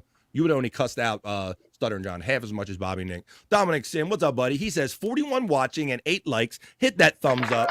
Please, you cowards, go ahead and hit that thumbs up. Like that smash button. Smash that like button. Please, if you haven't hit subscribe, it's absolutely free right here at BF Live. Like, share, subscribe. And go ahead and check out Hughezy Entertainment, too. Lemmy, little Lemmy. Fuck yeah, Bobby Nick. Fuck yeah.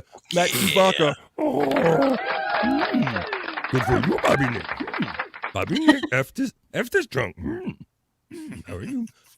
Let's see. When I first saw Bobby Nick live stream, I beat my head against the wall until I bled.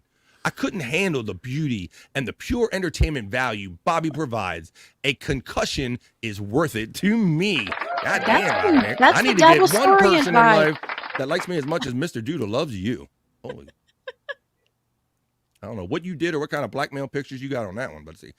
Canada gains many movies and TV series filming from our greedy USA unions. Yes, that's right. A lot of productions do go up into Canada for their lax labor laws and prices and things like that. The cost and things of this nature, you understand. Yeah, you do see at the end of a lot of films, you do see it's filmed in Canada, or you heard them going up to Toronto to do like to city scenes and things of this nature, right, Bobby Nick? They get a nice tax break. Yep, they get a nice tax break. If they hire enough Canadians. Hey, good on you. I see. John still owes me from making him that Pocky artwork. I'll get it to you, Brian Carter, okay? I know you, Brian Carter. I see you. I thought you was my bro. Pulper 80. I know, right? It is always a good day to see your friends smile. All right, Stormy, see? Just you being here, you're lighting up the room. You lighting up their life. Even if I am a whore. Oh, wait a minute. Clip that. Yeah. Clip that. Let's see. I got my own clip list. Binky says that Bobby Nick, we know Binky. And yeah, he always resorts to playground tactics like, look at you. Look at what you wear. You need a Binky. Like that. Bobby, still, you got that burn, like Hughezy said, right? Yeah. And the thing is, it's not even that he was insulting people. He wasn't even being original with the insults. Where he said that Stevie Lou looked like Rocky Dennis. It's like that's your go-to. Rocky Dennison. He says Rocky Dennison. When was that film made, in the mid-'80s or something? That's it. That's his references. Yeah. That's where he's froze, bro. That's where he, like, his failure to launch thing kind of happened. His success and his mindset, he's still at the Howard Stern show and he's still that guy. But yet he doesn't realize that some of these people have no idea who the fuck Howard Stern was from those days. I mean, boom, said Schlep Rock. Boom. There you go. LOL, says Schlep. Pulper 80 says, every day someone pulls Stormy out of the ground. And if she smiles, it means one more day of sunshine. Damn, you are like a happiness groundhog, Stormy. How about that? So. Can I do the Groundhog Day joke? Do it. If they ever make a sequel to Groundhog Day, it's going to be called Groundhog Day. Oh, I get it, because every day is just like the last. I get it. You can't get nothing by me. I didn't even go over my head with the hat on. Look at that. There you go. That's cool. Groundhog Day. Hey, Terry Nee from Jake Hudson and Pulper 80. Pulper 80. Hey, Jake Hudson. Let's see. The bots are running. What the fuck? LOL. Even if a woman rejects you, she's always beautiful to me. Even if she's a total ass to me. Well, there you go. That's a nice way of taking it. Like, she might not have liked me, but she's still fine. There you go. Sounds Jake. like a rapist, if we're being honest. Sounds like I'll take what I can get, guy. If she don't want me, I'll go into the next one. Yeah. She's so fucking hot, she doesn't want me. FSJ and FSL. Here we go with the things again. Stuttering John and SL. Stevie Lou. All right, let's go with that. Let's see. Stevie Lou is funny. Change my mind. Uh-oh. Steve is funny. Funny looking. Let's see. Oh, here's Jake with the good news. I lost my mom to cancer. Ooh. Quit bragging. Okay, Hey, did you know that, Shayna? I was about to say that. Shayna has migraines. I just wanted you to. I'm going to top that with Shayna has migraines. Yeah. That's it. Stevie and John are BFFs now. Are they? Because so I saw the bit at the end of where Stevie doing that horrible acting where he goes, John, I quit BYB because I told them guys to act a certain way and I quit BYB over it, bro. I'm like, what is this horrible fucking acting going on here? And it's like, so go ahead. I think that excuse me. I think that Stevie picked the worst possible time to quit an up and coming show like BYB because they just had the two biggest episodes they've ever done back to back. So now's not the time to quit to side with the guy who's making fun of people with cancer. Yeah, and that's even if he did. I mean, his acting was so horrible there, and I don't know. I mean, maybe he did because it's kind of plausible because you see these guys, they'll forget everybody behind them to go do MLC, or they'll burn everybody, maybe a BYB, to go to be the second mic to John because they're kind of a fanboy of him, Bobby. And they go, what's going on with that? Yeah, well, as far as I know, he's gone. He's gone because he simped for Kate so bad because. That's the way that Stuttering John episode ended with Stevie Lou giving the ultimatum that you don't put her name on this episode or I'm quitting. So that's just Claude not was just mean. like, gone. No, that's it. I mean, you don't do that. And like I saw a clip where Derek said that you give me an ultimatum, you're gone. And that's the way it should be. You don't come on these shows where we all kind of open up and tell everything about ourselves and go, except for maybe if you like doxed a person or something, you might do that. But if you just happen to go too far and you ran your mouth a little too much and were too truthful, that's just tough shit. That's just how it goes. And for him to be a podcaster and to really expect that out of you guys or any show is just, that don't add up to me. Yeah, and her name being in the title of the episode wasn't the issue. It was the fact that she went on, wasted, and humiliated herself. Yeah, exactly. Right. That's the thing. Because if she would have shined, she wouldn't have minded her name being on that, right? Yeah, because she's like, I don't want my name on this shit. She knew. She made a total fucking ass of herself. Right. Sorry, and Kate. what credibility, what clout do you have that you think that you can call up the internet or people, everyone that you podcasted with and say, don't bring something up about it. Yeah, and Quadfather, everybody knows, is a homosexual man, so he's not going to care about what a woman thinks. Look, you suck one penis and all of a sudden you're homosexual. So, Yeah, but more than one for when it came to Quad. Oh, okay.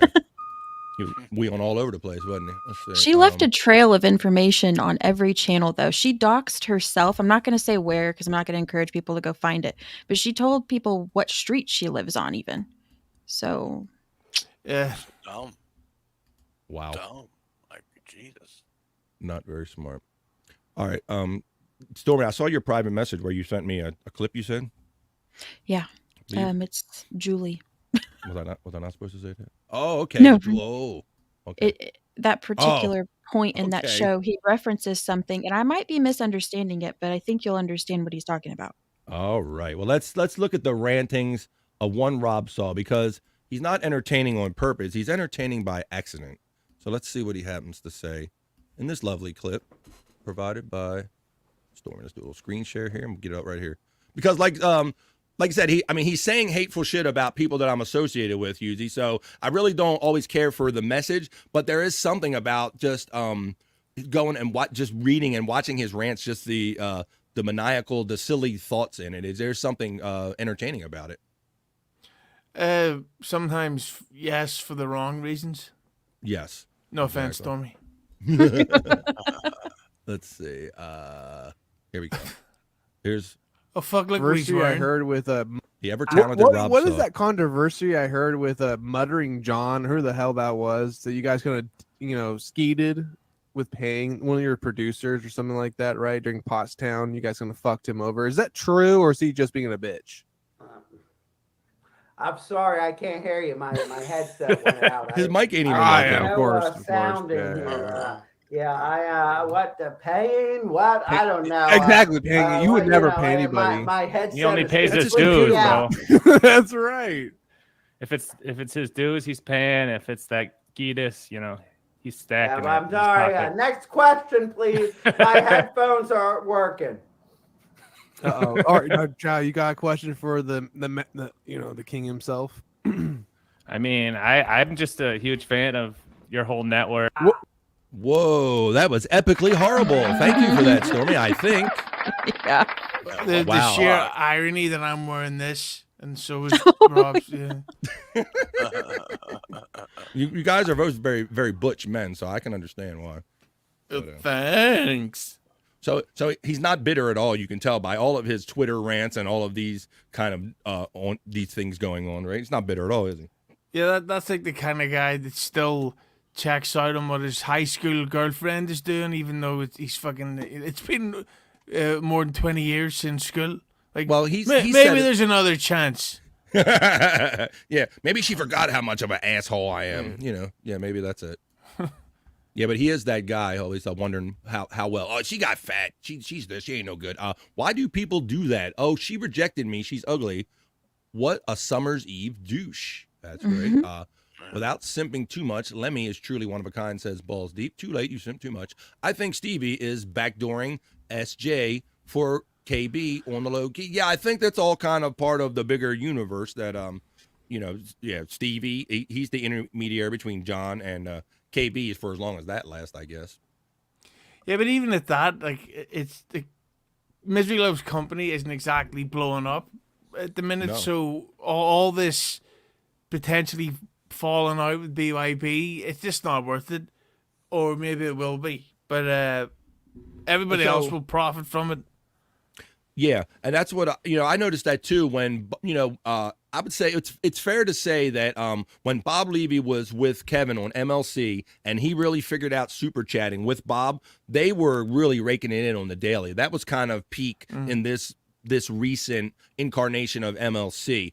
And now that Bob Levy is gone and the interest is gone, I don't think that same amount of money is there every day. Yet these Stuttering Johns and these Stevie Lou's, they see it as I'm going to fill the Bob Levy chair and I'm going to get that big nut that Bob was getting. But that big nut ain't there no more. And like you stated, it's probably getting smaller every day.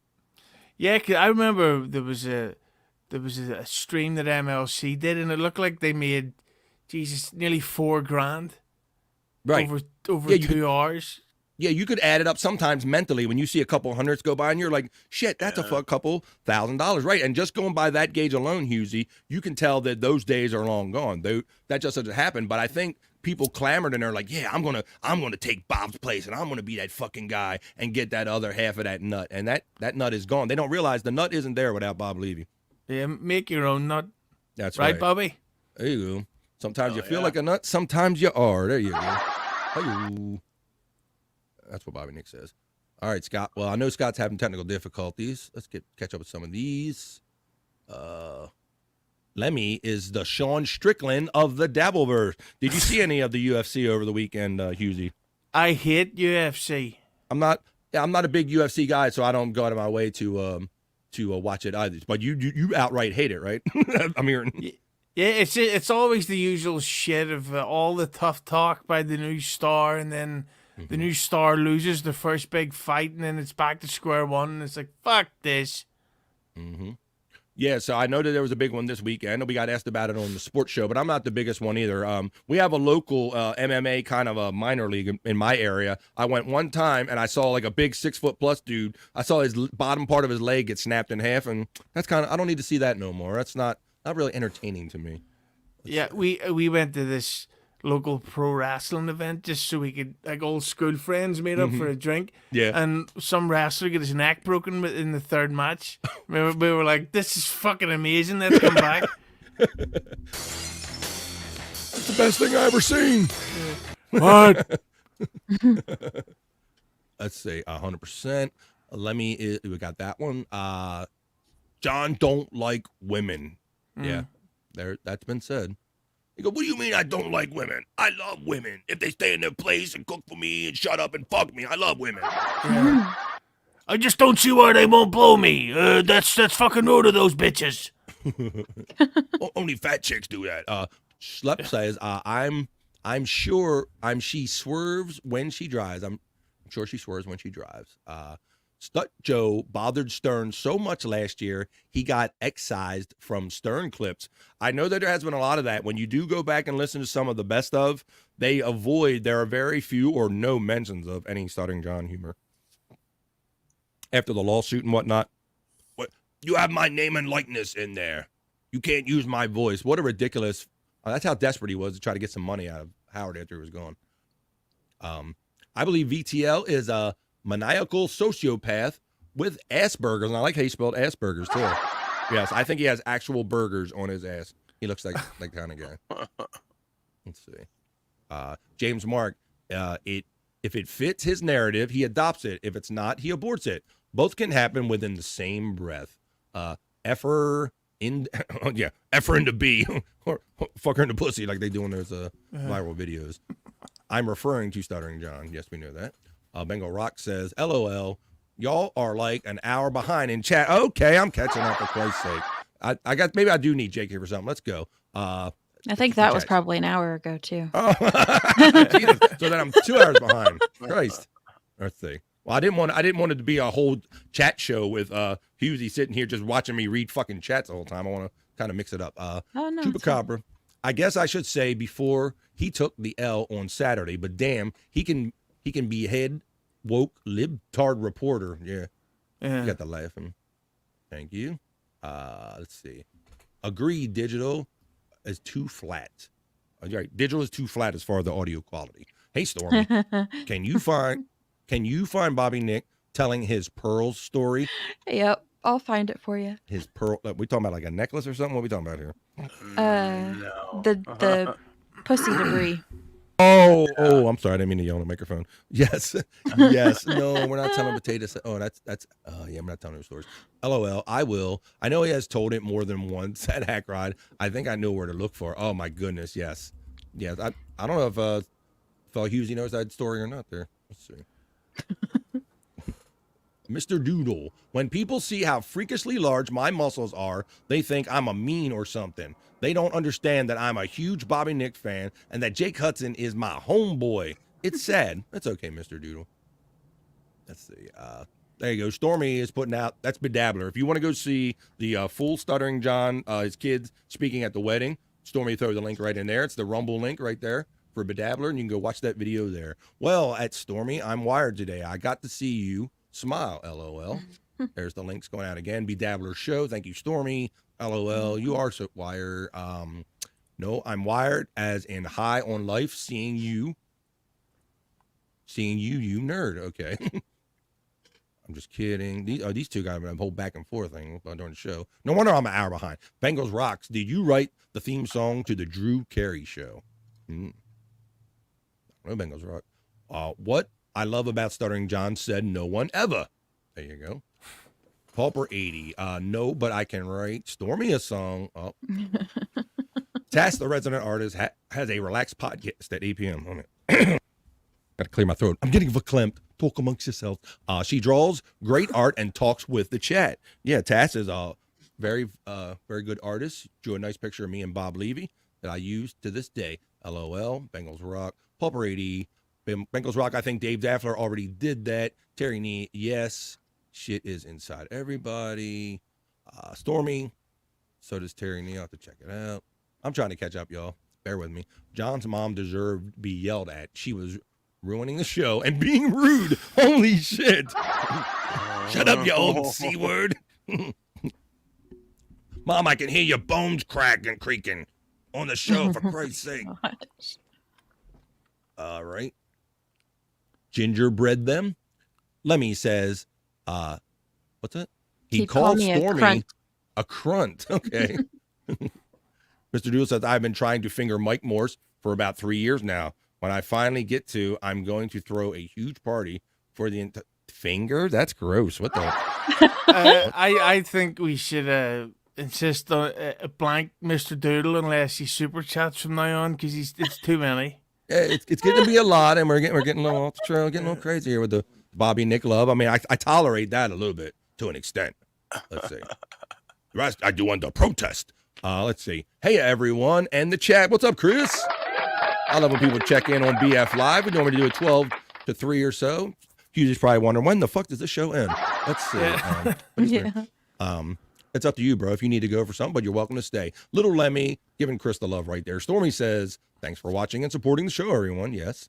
Sup, Lemmy and Pulper. Look at this. Bengals rock. Thank you. I'm catching up now. I'm a half hour behind now. Smile more, Stormy. You are adorable. Thank you. Don't smile, girl.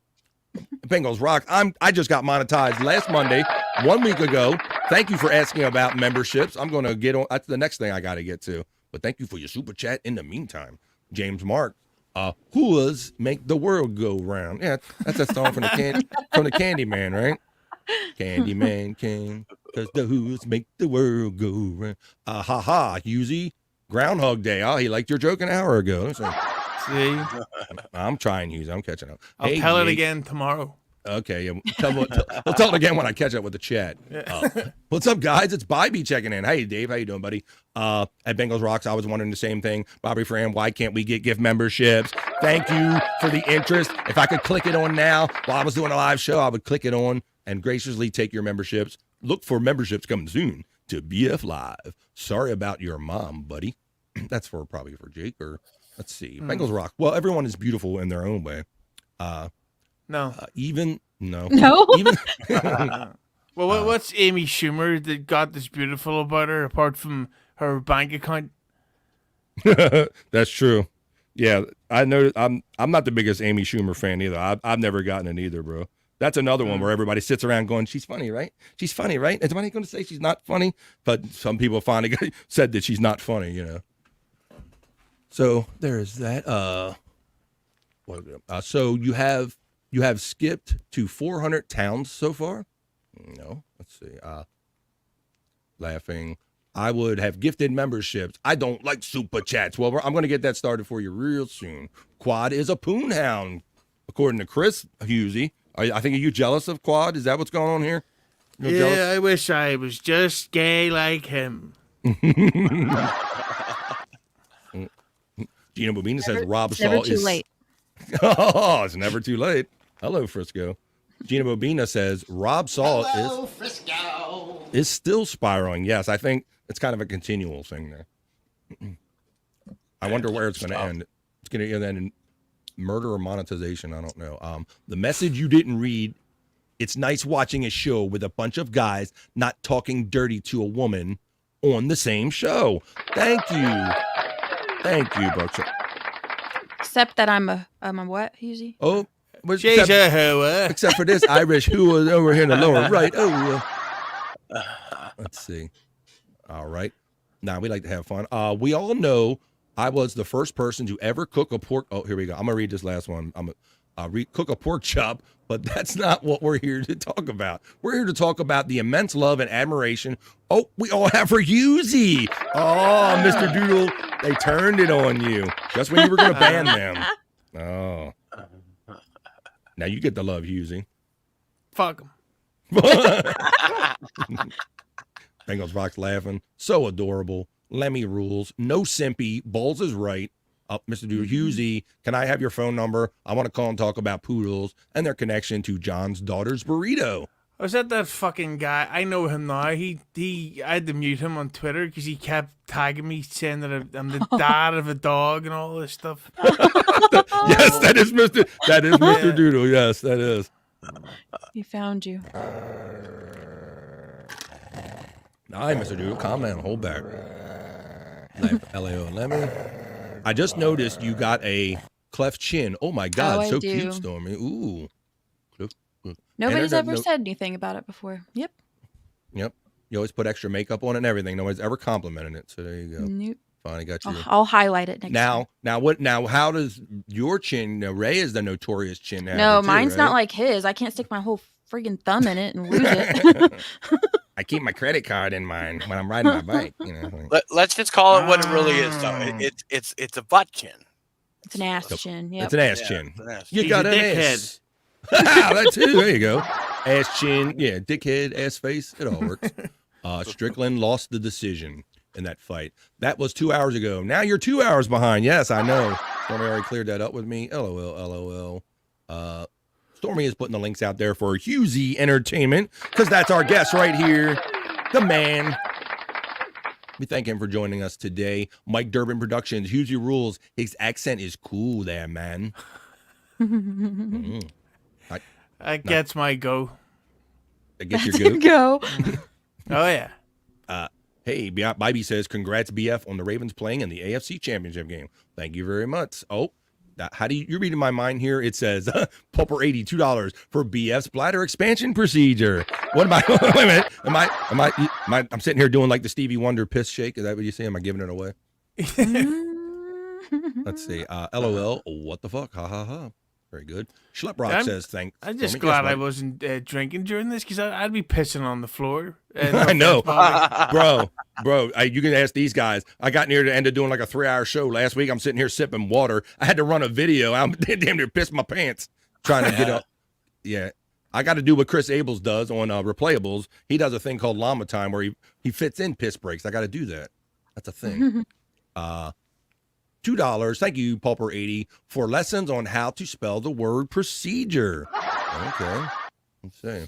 Now, is this the whole like English spelling, like the American procedure, D-U-R-E or O-U-R-E?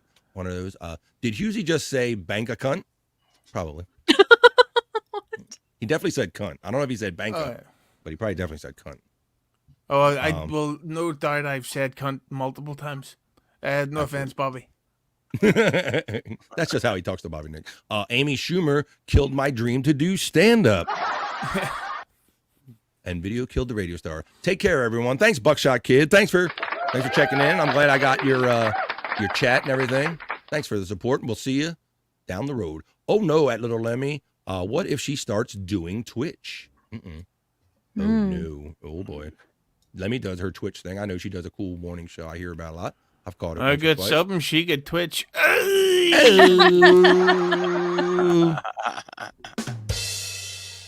you go. Take care, Buckshot from Balls Deep. Bengals Rock says, I'm here to simp for Stormy, not Hughezy. Block him. Control, Alt, blocked. By the time you read all the chats, the sports show will be on. That's right. I do that every Friday at 7 p.m. East. I'm catching up now. I'm seeing colors. I'm seeing the bottom. Let's see. A noble cause at Bengals Rocks deserves a sunglasses super sticker. Boom. There you go. Thank you for the 99-cent super sticker, Bengals Rock. Pulper 80, thank you for the 99-cent super sticker. You guys are awesome. The lovely Karen Garvey checking in. Congratulations on monetization, Bobby and friends. You deserve it. Thank you to the lovely Karen Garvey and all the 34 other people I see in here. Been enjoying the show the whole time. You're watching BF Live. It's Mr. Blue Sky saying, Googly, hello. Ew.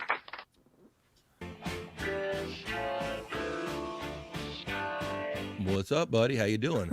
No, he said roll a blunt. Let's get high. Oh, I'm going to do that after the show. I try not to get too smoked up during the show, Hughezy, because it's hard enough to kind of keep your thoughts in line. But after the show, I'm going to be doing the damn thing, such as you were. Hey, MBS, Mr. Blue Sky, good to see you. Good to see you, too. Stormy is throwing out the Little Lemmy Twitch link right there. Check out Little Lemmy's show. She has a music show on there.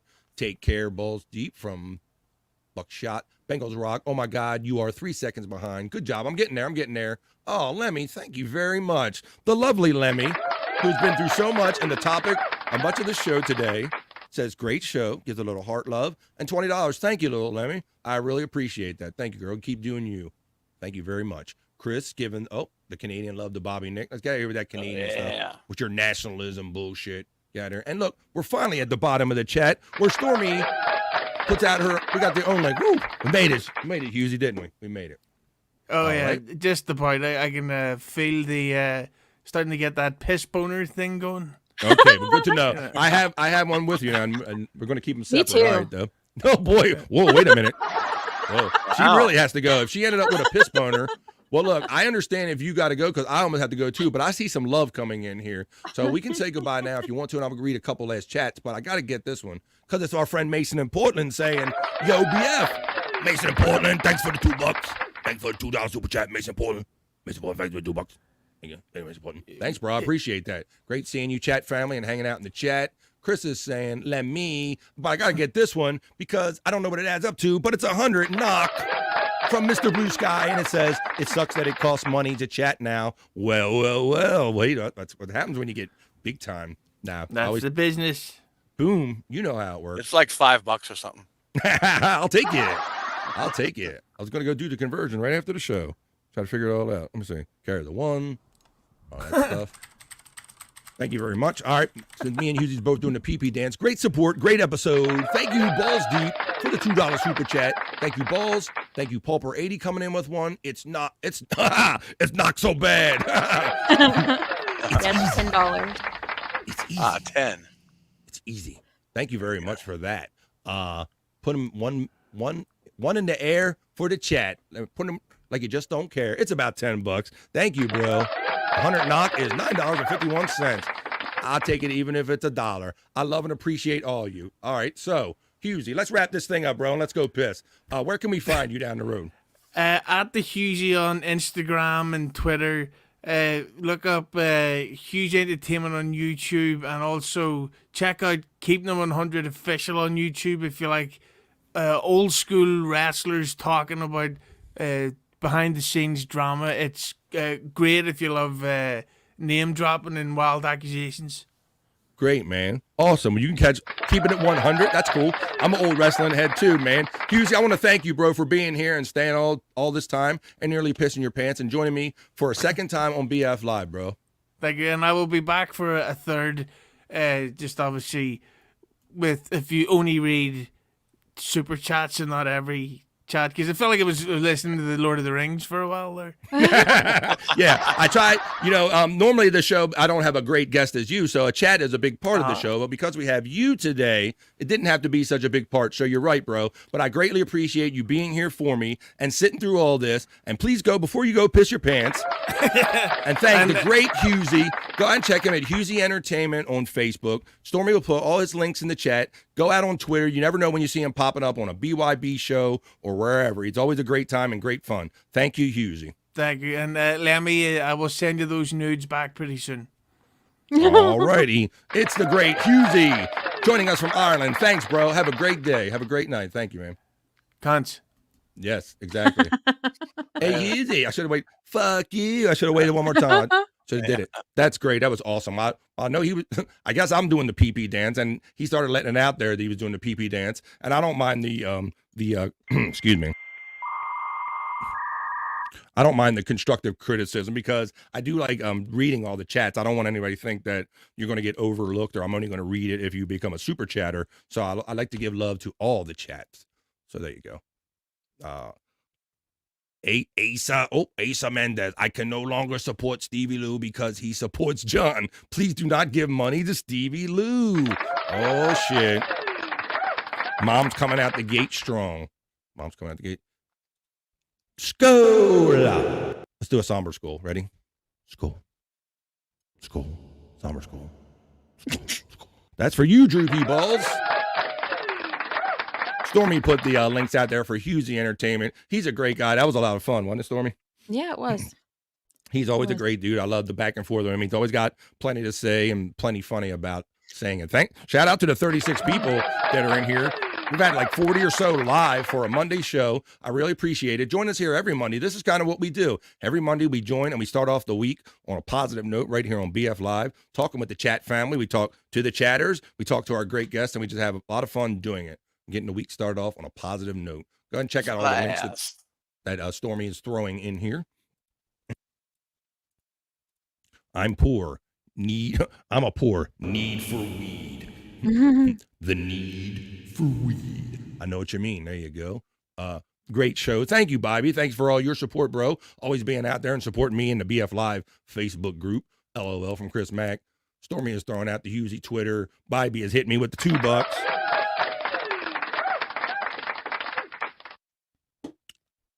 My throat just don't want to clear. The lovely Sunday Jenna. Thank you for all your support. You encouraging me and kind of being supportive of me helped make me believe that I could get here and be monetized. So I appreciate that, Sunday Jenna. Great show, BF. Love you guys from Pulper80. Thank you for the $5, Pulper. Thank you. I can't say it enough. Thank you, everyone, who is taking advantage of my monetization and donated to me today. It is a dream of mine to do this all the time, and you guys are helping making this dream come true. I could never thank all of you enough when I see all these great chats in here and the super chat love. This shit is awesome. And I feel like I've reached a destination as far as being monetized, but I feel like it's a starting gate for where I'm going to go. I'm just getting started, y'all. You know, it's a nice little benchmark along the way, but now I really want to earn this monetization, do good shows for you every week. So thank you. I love you all. Fun show and funnier chat. Boom. That's great. I love that just as much as super chats where people are feeling the show and they know what I'm going for and you're relating and we're doing it. We're fucking doing it. I love that shit, man. Thank you. Let's see. Oh, turn the volume up. We're doing it. We're doing it. Yes, we are. Got that one. Fun show. Thank you all. Thanks for all the great supportive comments, the supportive money, and the super chats. Stormy and Bobby are great guests as well. They're not guests, man. These are people. These are my friends. These are my podcast bros and sisters. These are regular people. This is my family here. And I know I kind of like act like guests because they sit here and listen to me rant and do my little funny sounds and all, but they participate with me and all. And I love you guys. And they're the biggest reason I'm here. They did the final push to get me to the 500 of monetization. So guest is a word, but I call them family, Buckshot. Let's see. Fun show. Funny chat. Got that one. All right. His name rhymes with floozy. Whoa. And boozy. Thanks, panel from Balls Deep. You guys are awesome. I hope we do this every Monday. Let's meet here. I'm going to keep coming up with good guests to have on here. Some weeks it might not be guests. It might just be us hanging out and just talking with the chat family and bullshitting and just talking about current events and having fun. But I'm dedicated to always putting a good show on for everyone. Another great show, guys. Thank you, Brian Clauder. You are early supporter too, bro. Kept me going. Let me see. Well, if you were in Columbus, Ohio, I'd give you some weed for free, Bengals Rock says. There's the love. Thank you, Lemmy. It's really great. I'm sorry. I think, you're a seasoned podcast person at this point, and you know that kind of stuff you dealt with comes with the territory. But I give you mad props for dealing with it in a cool way. And thanks for being here and showing your support with super chat love and everything, Lemmy. Appreciate that. Buckshot Kid, yes, Stormy is the best guest ever. She's not a guest, damn it. Look, I even got you in I put you in the credits and all. You're in. It says featuring at the end of you'll see it when I run the closer. It says featuring Bobby, Nick, and Scott and Stormy and BF. That's right, featuring. We're all here. We're all one. Let's say, I'm sorry I said I wanted to finger Mike Morse. I didn't know I'd make Hughezy hate me. Nobody wants to hear about nothing entering any Mike Morse's holes. No one wants to hear that ever. Let me just look Stormy's face. See, Stormy's face should let you know. All my you need to face. know right there. I can't hide my facial expressions. I try. I always say to Stormy, I'll tell you that too, that I have no poker face. Like if I went somewhere and played poker, you'd see if I didn't have a good hand or if I had a real good hand, I'd be like this because people can read my bullshit. I'm not good at hiding how I feel with my face. I don't have much of a poker face there. 37 likes and 32 people in the room. Rob Saul is curious about this. Wait a minute. Rob Saul's also curious about what vagina is like as well. I don't know. So let's see, guys. It is past the 3 o'clock hour here on the East Coast of the United States. We had our great friend Hughezy join us from Ireland, so that's a great thing. So whether you're watching from Ireland, the UK, Australia, wherever you're at in the world, please always come back and watch BF Live. This is BF Live 35. Please like, share, and subscribe. I had some other things and some of the regular things that we do on BF Live kind of all scheduled out, but I can save that for another show. Content for the next show. But because I had such a great time reading every single chat and talking with Hughezy, it was great. Oh, here we go. Stormy, don't take me wrong. Just having fun to chat. Please, I don't make you feel. Oh, please, come on, Bengals Rocks. No. I don't normally speak for Stormy, but just knowing some of the shit that I've seen her put up with in chats, I can tell you that you were just having fun, bro. And I know that Stormy realizes that too. She even says no problem. No problem at all. There's all kinds of people out there, and you're definitely not one to have to worry about. I can tell. And you're not the worst among them. Very good. All right. Well, let me find my closer here. Let's pull this train to the station. I will let Bobby, Nick, I want to say congrats to you, bro. Thanks for letting me highlight what you did. And you were kind of put in a situation where you kind of had to stand up for yourself and your friends, and you did it in a big way, bro. So I'm glad we got to feature that today. Yeah, for sure. Where can we find you like the rest of the day and where you're going to be the rest of the week? Well, first I want to plug my music video show. I'm bringing MTV back, motherfuckers. I just posted the Rumble link back. Yeah. That's right. And I'm just about to post the Twitch link. That's where you can find my music show every Sunday, Tuesday, and Thursday at 12 p.m. Eastern. And hopefully we get to do a no filter with Andrew and friends this afternoon. I'm not sure what's going on with Scott though, so I don't Yeah, I know. can hear he's something going on with those. Yeah, he's having And connection then, issues. Go ahead. Yeah, you can also check me out on the BYB podcast every Monday, Wednesday, Friday, and now we got Sunday shows, members only shows. So yeah, and right here on BF Live. Oh yeah, this show, Every BF Monday. Live. I want Bobby. While I got you on the screen, I want to thank you, bro, because I've been podcasting with you since the beginning, and so I want to thank you for all your help, always being on Sports Heads or always being here or whatever. You always showed up and supported me in a big way. So I want to thank you for being part of my journey, bro. Appreciate it. Always got your back, BF. Always. And there's Stormy throwing out Bobby Nick's links in the chat right now if you need them. Asa Mendez says, good, wholesome fun. You make me remember values and patriotism. God bless our country, humor, and America. Now you're getting it. I think there's a way to be funny when you don't have to always like shit on everybody else. There's funny ways to have fun, and I'm glad that you like it and appreciate it. Asa Mendez, cheers. So, Stormy, thank you for showing up. Thank you for You're all welcome. the clips and the support that you've thrown in. I mean, I do have some my National Day stuff, but I'd have to do like a whole nother show to do that, so we'll save all that. But thank you very much. Tell everybody where we can find you, and you're up to some things, right?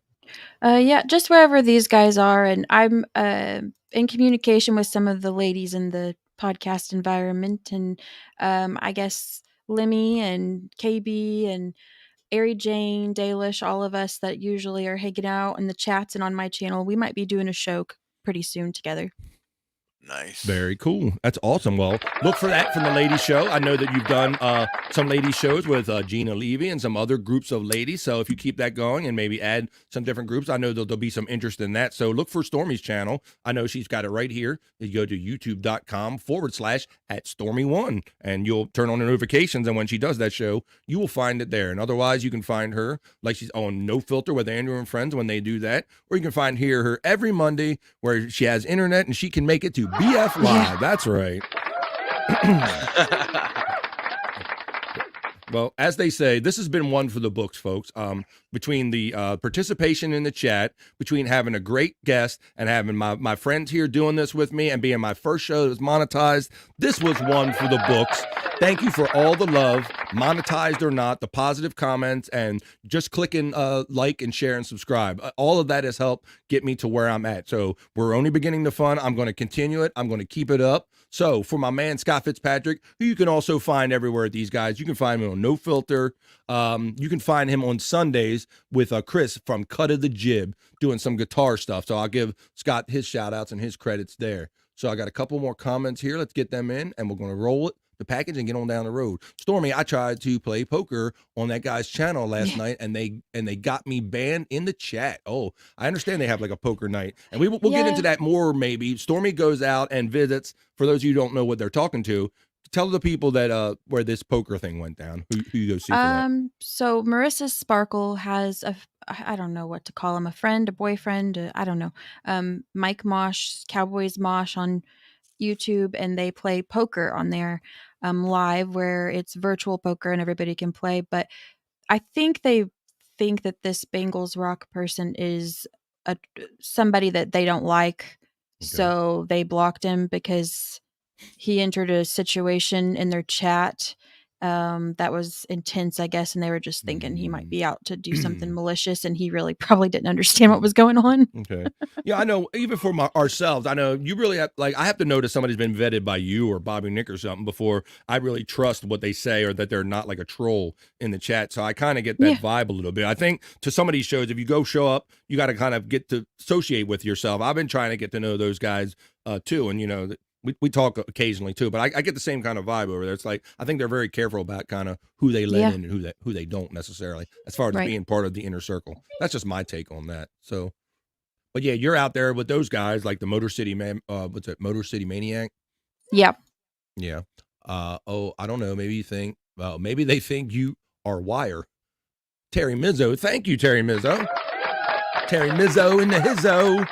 Join us here every Monday for a BF Live, or if you don't have time to watch it live Monday, please go watch it after the fact and like, share, and subscribe. Thank you.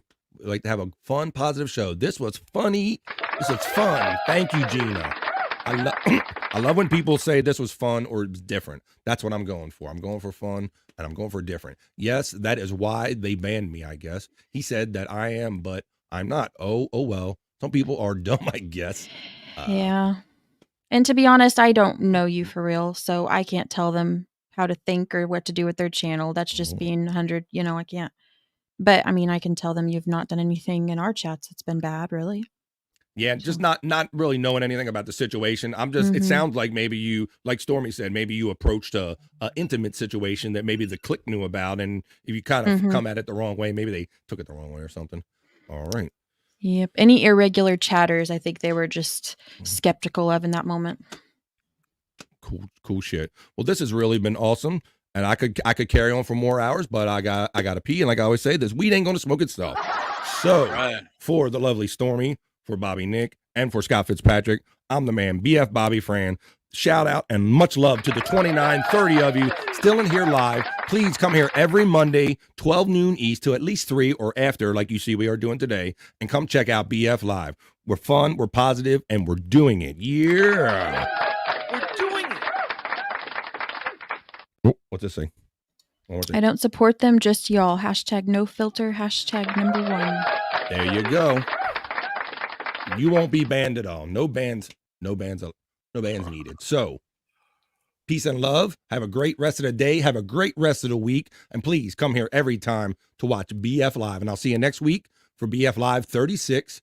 We'll see you the next time we see you on BF Live. Peace. And we are almost out of here. If I can find my thing, Bobby. If I can find my closer. Find your thing. Find your thing, BF. Goddamn, what the hell? I'm working on it, brother. Come on. You gotta be fucking kidding me. There's only so many things on here. He's trying to find it. I'm thinking, but nothing's happening. What the fuck? This is ridiculous. I don't know. Maybe I did, Bobby. I don't know. Thanks for the stream. You're welcome, Bengals Rock. And bye, Stormy.